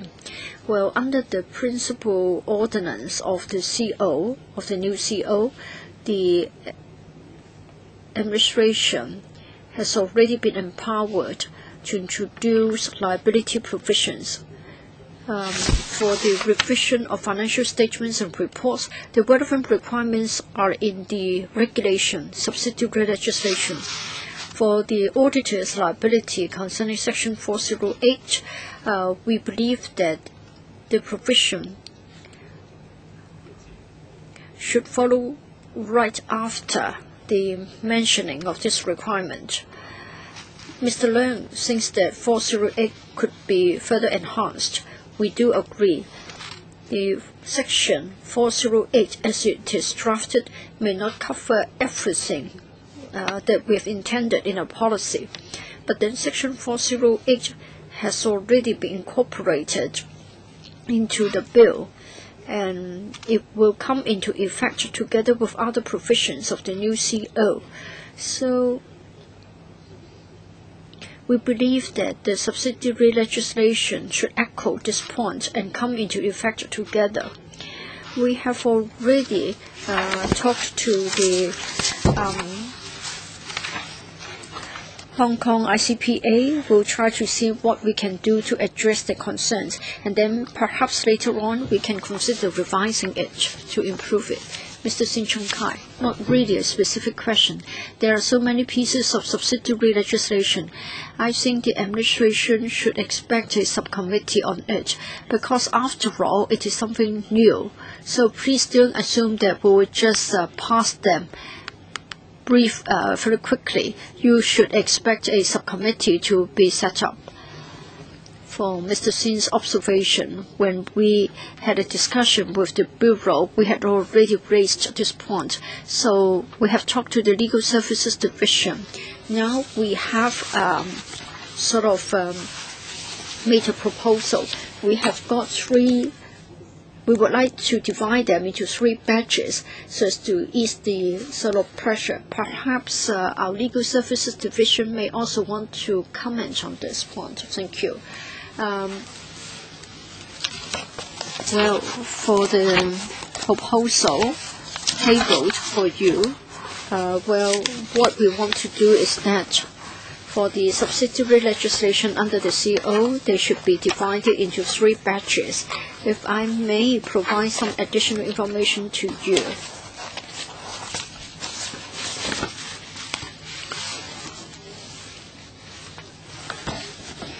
If we look at the dates and if we look at the rules of procedure of the LegCo, now for the first batch, if they are to be tabled in the LegCo on that particular date, well, generally speaking, we have 28 days to scrutinize the subsidiary legislation.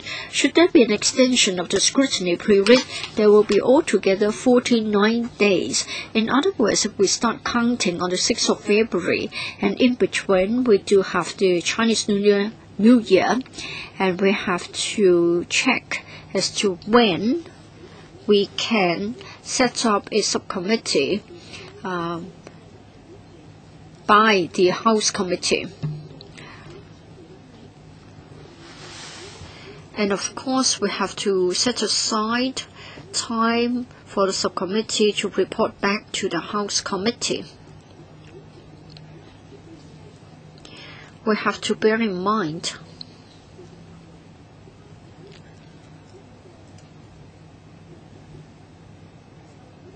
possible amendments to be proposed by members.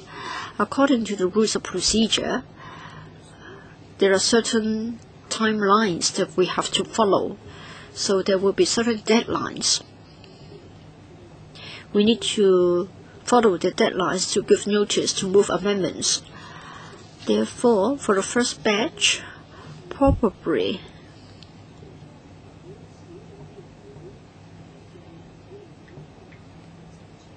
there are only roughly 4 weeks' time for the subcommittee to scrutinize the subsidiary legislation.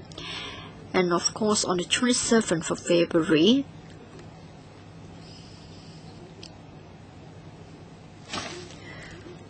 we'll be expecting the budget from the government. And then for the second batch, if the administration is to table the subsidiary legislation on the 27th of March, and if we also take into account all the deadlines, etc.,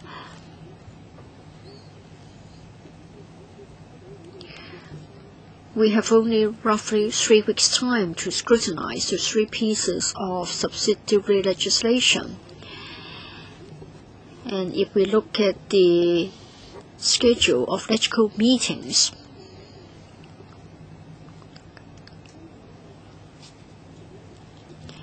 arising from the budget, there will be certain meetings that have already been scheduled, so members please consider this point. As to the third batch, they're supposed to come on the 22nd of May, and bearing in mind all the various deadlines, we have roughly 5 weeks' time to scrutinize the subsidiary legislation. There would be one public holiday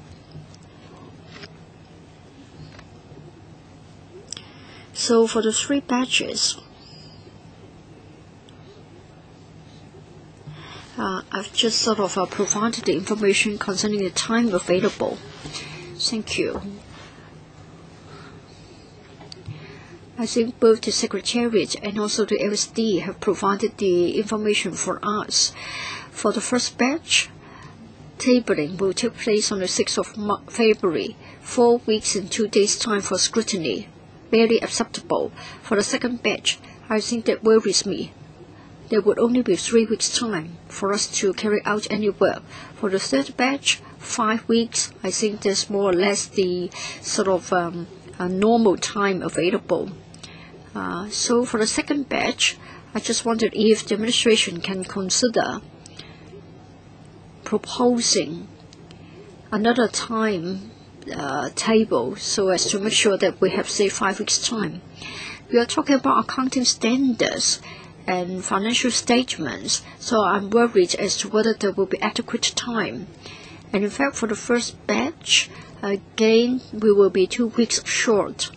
Of course, we may not need to deal with all the batches individually. If we can finish them before the end of the year, I think it can still tie in with the schedule. Would you consider this? Madam Chair, we decided on the 3 days in question. This is because we don't want to see the scrutiny periods being overlapped. Now, all of them are subsidiary legislation under the CEO. Members may consider having one single subcommittee to deal with them.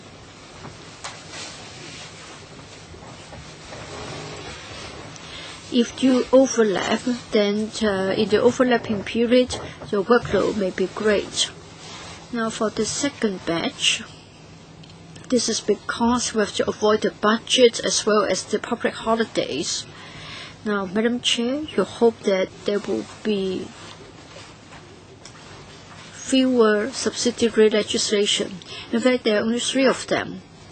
And then for the first one, companies' accounting standards prescribed body regulation, there's only one single sentence, just naming the Hong Kong ICPA. And for the other 2, I think probably there are more or less 40 plus provisions. So I think time would be adequate, but it depends on members' views.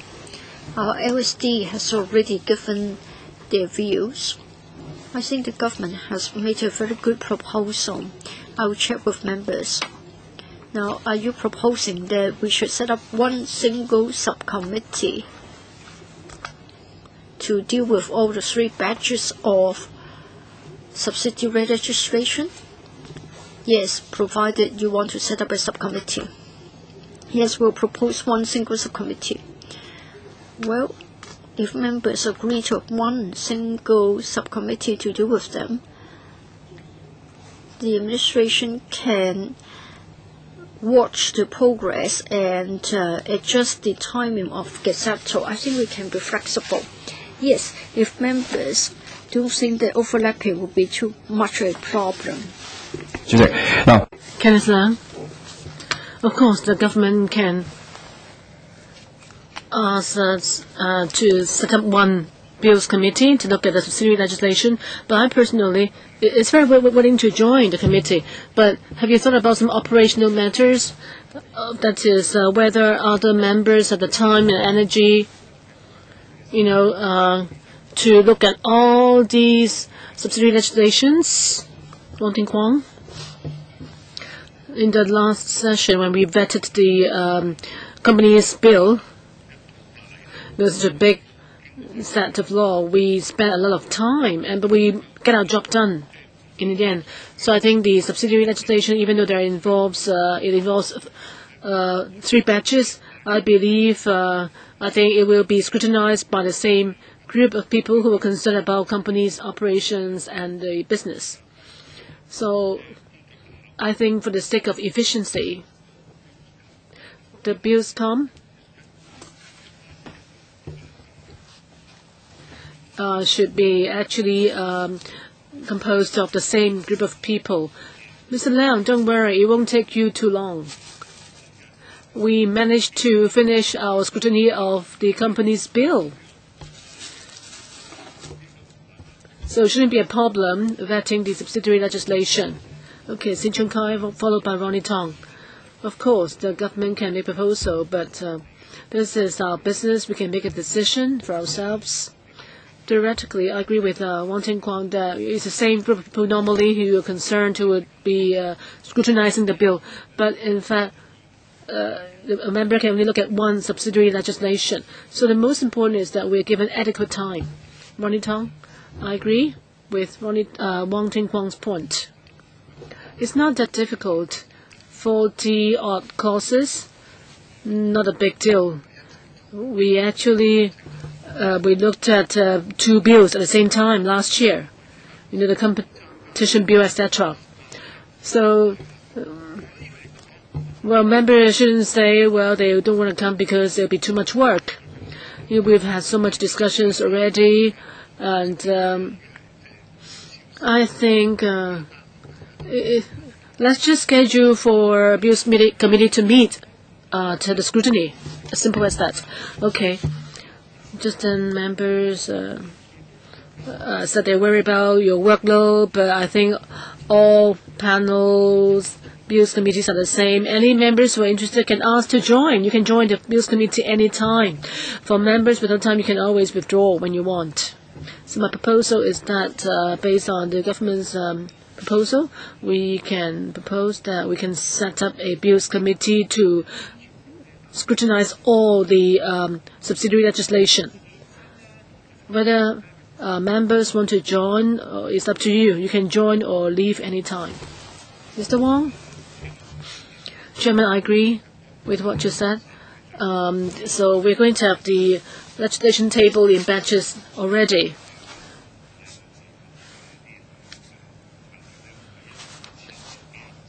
So we won't be given more 40 clauses all at once. They will be submitted in 3 batches. So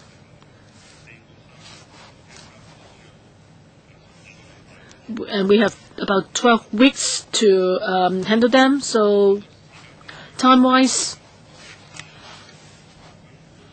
I think we will just have to work harder or meet more regularly to handle the legislations. Well, last term we actually managed to have one bill committee scrutinizing the company's bill last year, and we managed to have it passed.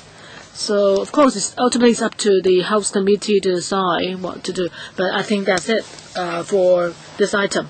Next item, item 6.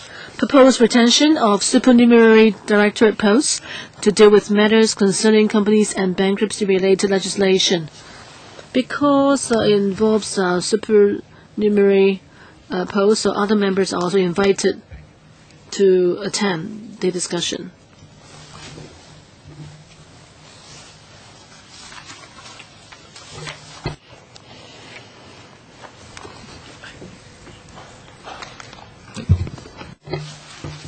Secretary, thank you.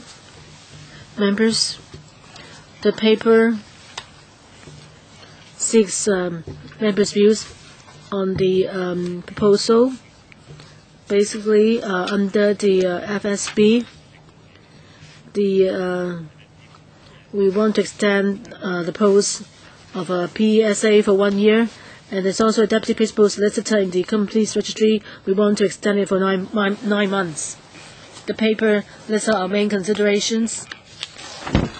We'll talk about 3 types of work. One is the handling of the subsidiary legislation required for the new CO, and there's also need for publicity and administrative work. For example, making changes to existing forms, and we will also need to upgrade the computer system on a large scale. We have to conduct briefings for relevant bodies as well. And because the new CO covers a wide area, the company registry will set up a mechanism to answer public inquiries. And also, the work is essential to maintaining Hong Kong's status as an international financial center. So we hope that by the first quarter of 2014, we can have all the work done and bring the CEO into operation. Another major task is the trust law reform. At our last meeting, we expressed our stance and a proposal for a change, and we will bring the proposal to LegCo soon. And so we need the PAS to carry out this particular task. And there's also the review of ex-ante regime under the BO. We feel that this actually is something that has gone on for some time, because the court once ruled that the existing legal clauses need to be modified. And with consideration, the bankruptcy office has no longer handled any cases under that clause. The problem no longer exists, but we've pledged that we will take an overall review of the ex-ante regime. And because of our tight manpower and the new work ahead, therefore we hope that the person recruited for the supernumerary post can carry out the review, and by mid-2014, there can be proposals or directions for proposals for change made.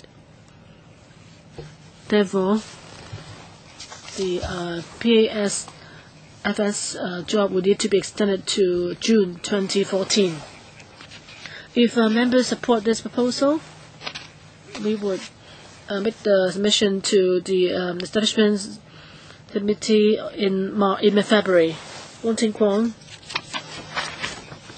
Yeah, they maintain the retention of 2 P2 posts. I support it, but my worry is that these new posts,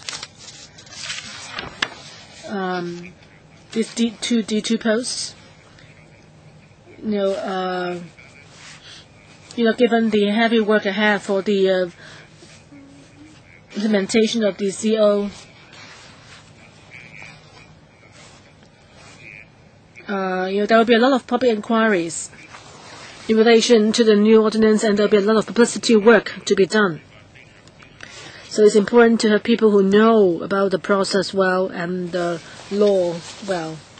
And we're also going to see the introduction of a number of subsidiary legislation. I think these 2 supernumerary posts may, of course, should be extended, but you do need to consider whether you will have adequate manpower. I'm very worried that you may not end up doing a good job. Hong Kong, as a capitalist society, involves has a lot of financial transactions, and there are a lot of implications for the new CO. And whether the extension of the 2 posts by 1 year will be enough to get all the work done. Secretary, thank you, Mr. Wong, for supporting a proposal. I think unless there is obvious need, we would not ask for an extension of a post. The 1 year or 9-month extension is made with reference to our estimate of the timetable when the CO will come into effect. And should that be changed in the future, we will review our demand for manpower again in the future. Okay, 2 other members. Each will only have 3 minutes. Kenneth Leung. Secretary, to the 2 new posts, apart from doing work related to the CO, and they will also look at the trust law reform and the ex-ante regime review. How about the division of work of these 2 people? Well, about the colleague in the FSB, that colleague will be doing work in relation to the 3 areas, particular the review under BO and the trust law reform fall under the remit of the FSB and have nothing to do with the company's registry. And from now on till June 2014, about 1.5 years, On the whole, the work related to CO will take up maybe a larger bulk of the work, maybe 50 to 60% of the person's work. But the trust law reform is also a key task. So if you have to divide the time span, so maybe the reform will take up 30% of the person's work. But the person will also need the support of other colleagues, for example, who may do research into overseas examples. So making references to overseas cases would make up about 10% of the work. So you say that by 2014 the post may be removed. Then if the bankruptcy ordinance and the trust law reform are still going on by then how are you going to get that work done by then? Secretary, are you short of staff? Well, I think whether to open up a new post or extend a post, we'll see how things go. We'll do it on a gradual basis. This is in line with the coming into effect of CO and the trust law reform. We hope that within the coming year or so, we hope to finish that work within the next year or so. The review under BO may take longer, but we do hope that by mid-2014 we can set some milestones. We know the direction ahead, which can be made public for discussion. As for how much work that needs to be done, and we'll see later how much more manpower we need. Sing Chung Kai, I support your extension of the post, but I still think that you seem to be quite optimistic. But no matter what, well, you may come again if you need extra manpower. So I'll support your proposal. Thank you. Yes, I will put it down that if we need to extend the post, and I will still thank you for your support. Yes, my view is that CO, Mr. Wong, not just to small and medium-sized enterprises, but for professionals as well. They do have a lot of inquiries, doubts about the CO. I think the administration needs to be well prepared for answering public inquiries, because we don't want to see any problems that would affect the implementation of the CO. We've spent so much time getting the CO in making it into law. So let's not underestimate the need for consultation, and I hope that you will explain and introduce the new CO to various stakeholders. Closer to the day of implementation, people will get more nervous and there'll be more questions raised. So please be prepared for that. And secondly, I think that you may not have enough time to deal with the bankruptcy ordinance. I hope that you can continue to, after your review, make further improvements to the BO. If there's a need for more manpower, just be frank with us. I hope that you will really update the bankruptcy ordinance in time. So our members do support your latest paper. So I'd like to ask members, if we need to make proposal to the establishment committee. Anyone object to it, to the proposal? No? Okay, no one object to making this proposal to the establishment committee. Okay, the next item is the 10th replenishment of the Asian Development Fund.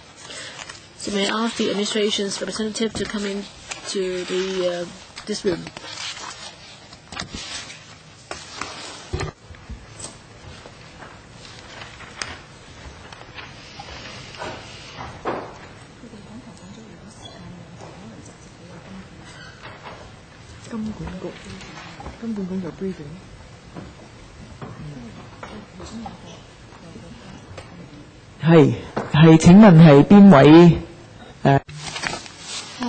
Who will be briefing us on the arrangements?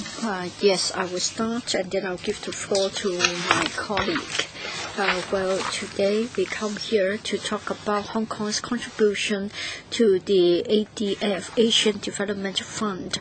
In the past, we did come to the panel to give you briefings, and after that, we went to the Finance Committee to apply for funding. In relation to contributing to the ADF, well, the ADB has been helping with poverty reduction. We continue to support the fundraising activity. Now, this will be the 10th replenishment of the Asian Development Fund. I would like to defer to Mr. Eddie Yu, Deputy Chief Executive of the Hong Kong MA, to give you the details. Mr. Yu. Thank you, Madam Chair. Well, this is ADF 11th. We would like to contribute $46.93 billion. That is 216 million Hong Kong dollars spread over 9 years' time. Well, the ADF will be providing help to the most disadvantaged places in Asia, so as to improve the quality of living of those citizens in such countries. It is on a voluntary basis. Usually once every 4 years, we'll try to replenish it. So on 7 occasions, we have been contributing towards the ADF. This is voluntary, but then when we decide on the amount of contribution, we will always bear in mind the share. Since 1997, during which we have got 4 replenishment exercises, we have still been following the formula to come up with a figure concerning our contribution. For ADF 11, we suggest that we should continue to contribute in the same way. So it will be 0.57% of the total amount. In other words, it will be $33.14 million when compared with ADF 10, which was $26.25 million. It is an increase of over 26%. This is because of the increase in the scale of the ADF, with more help to be needed. And the second point is in relation to inflation. For us to continue to contribute to the ADF, there are 3 main reasons. For many years, the Asia and Pacific region have been developing rapidly, but there are still a lot of people who are living in very poor conditions, and 50–60% of those who are receiving help are living under the poverty line of less than $2 a day. We hope that by contributing to the ADF, the country members will receive the most basic infrastructure, like clean water, health clinics, etc. For us to continue with our contributions, it shows our commitment to ADF. And in fact, for ADB, it is one of the few multilateral financial institutions in which Hong Kong is a member on its own. So it is of great significance. So as a responsible member, we have a moral obligation to support the activities of the ADB. And in the 1970s, we also benefited from the ADB's lending programs. On 5 occasions, altogether $101 million have been obtained from Hong Kong to cover things like the development of Sha Tin New Town, the sewage treatment plants, the construction of Maylam Estate and Sha Tin, etc. Of course, with the development of Hong Kong, we have left the days of having to rely on the ADB ADF. And the ADF would also expect that we would be contributing to the ADF in the light of our economic development. I'll pause here, and if there are any questions, I'll be happy to take them. Mr. Wong Ting Kwong, Madam Chair, of course we have this obligation to share the contribution to the ADF. Since 1983 all the way up to 2009, we have been increasing the amount, and for this year it will be $33.14 million. So then it would only take up 0.57% of the contribution. 0.57.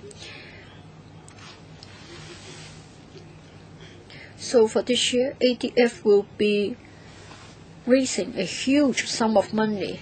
Am I right? I think it will be $5,000 billion. Is it?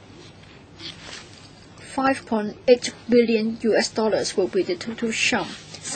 We are contributing $33 million that accounts for 0.57%. It's a huge sum. Yes, a substantial sum. So for Hong Kong to account for 0.57%, I want to know who is the biggest donor in Asia. We rank the 5th in Asia. Japan, Korea, China, Australia are contributing much more than Hong Kong. All right, Mr. Sin. Thank you, Madam Chair. I think the information is in the paper. Maybe Mr. Wong can refer to it. My question is, first of all, I support it, the DP supports it. Previous records, I want to know the track record of the contributors. Have they honored their pledge? And then another question that puzzles me, and perhaps you can't answer this question. I want to know why Singapore is contributing so little. Their GDP is the same as ours. They are contributing much less. It's only 0.1%. Hong Kong MA? Well, the distribution is different slightly from previous ones. For Europe and the USA, in recent years, they had huge fiscal problems. So for ADF 11, for non-region members or non-region countries, they expect region members to pick up a greater share. Therefore, for non-region members like Europe and the USA, they have reduced their contribution slightly. On this occasion, you can see that the majority of the Asian countries or Asian members have maintained the burden share, like Japan, Australia, Malaysia, Singapore, China. But your observation is true. Despite the increase, it is only 0.17.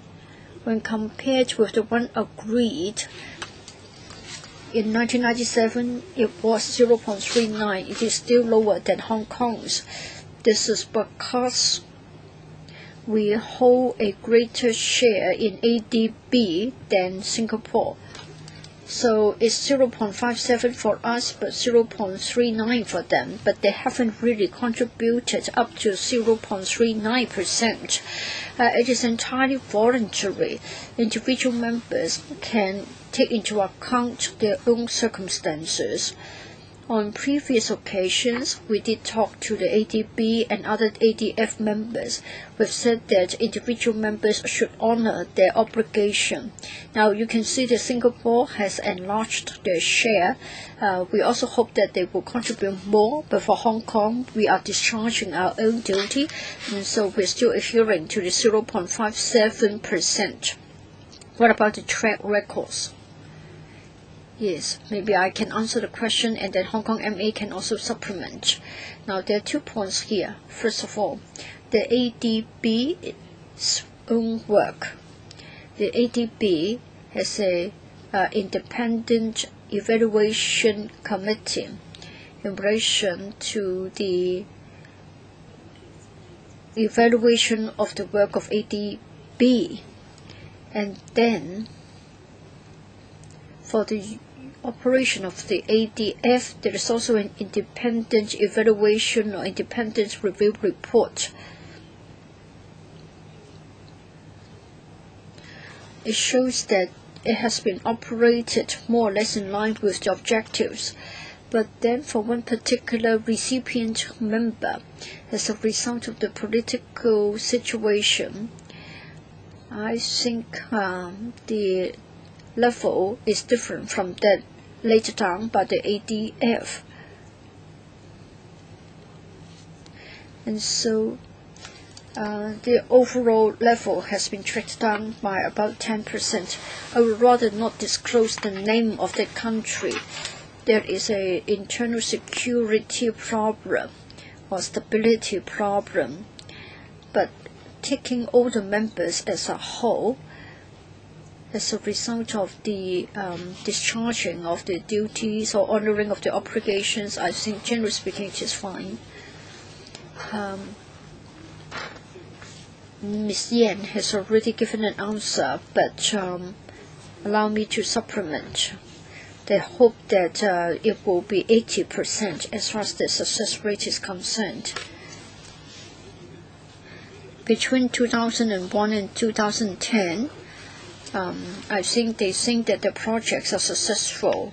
Other than the one mentioned by Ms. Yan, I think the overall rate is 80%. Thank you. Mr. Kwok, Mr. Dennis Kwok, the Civic Party also favors the contribution for the Board of Governance of the Asian Development Bank. Mr. Norman Chen and the FS are also on the board, but then they are too busy to really oversee this use of the funds and the daily operation. So I want to know how you oversee the operation of the fund, to what extent, and when would you have, and how regularly do you have meetings with the ADB staff? Well, concerning the daily operation of the ADF, we delegated to the Hong Kong MA. They attend meetings and they are very committed. They are at the front line. They oversee it at the front line. So perhaps the Hong Kong MA can also consider it. As a donor, Hong Kong Monetary Authority is directly involved in monitoring. Each time before the replenishment is done, there will be consultations to see how it's doing its work and to confirm where the money should go. We have taken part in various rounds of consultations. In ADF, by the end of 2014, there will be a midterm review to see where the money is properly spent. We'll also be involved in that exercise. And also every year, the Board of Governors annual meeting will be held, and we do attend that meeting. And we will participate in meetings with management to see how it's doing. And also, on a daily basis, ADB has its own board of directors. There are only 12 members there, so you can't have each member represented on the board. Hong Kong is represented by the Australian director. We have close contacts with the Australian director. So all of his board papers are circulated to us, and we can express views to them. Why is Hong Kong under Australia? Because in 1969, when we joined ADB, as I said, 12 directors were identified, and we were invited to join one constituency, and we joined the Australian constituency then. Australia is a big country, and it has to find a sort of a smaller size partner. So we've joined the constituency, and all along we've been working together. Fine. Kenneth Lang. Our federation supports the funding, but the 0.57%, is that a rate that is arrived at after discussion, or is it directly linked to Hong Kong's involvement in ADB? Well, it is data arrived at after calculations. It's arrived at in 1997. It's based on two considerations. One is the participating members' per capita GDP in the region, and secondly, it's based on the Hong Kong stake in ADB. Okay, lastly, myself, just a number of colleagues have expressed support. I have no objection to that, but just then you said that the calculation of the figure was made in 1997. I wonder where there is room for further discussion. In the region, Singapore's share could go up, but I do appreciate, countries in Europe which are in financial crisis, which are still contributing quite a lot. You know that these countries' actual contributions remain high. So I hope you said that you decided on the rate back in 1997. Now it's 2013. You may want to follow up on that. There may be room for changes. So I think that's the end for this item. It involves proposal for funding. Any members will object to us submitting this paper to the Finance Committee? Okay? No? Okay, last item, AOB? No? Okay, meeting adjourned. Thank you.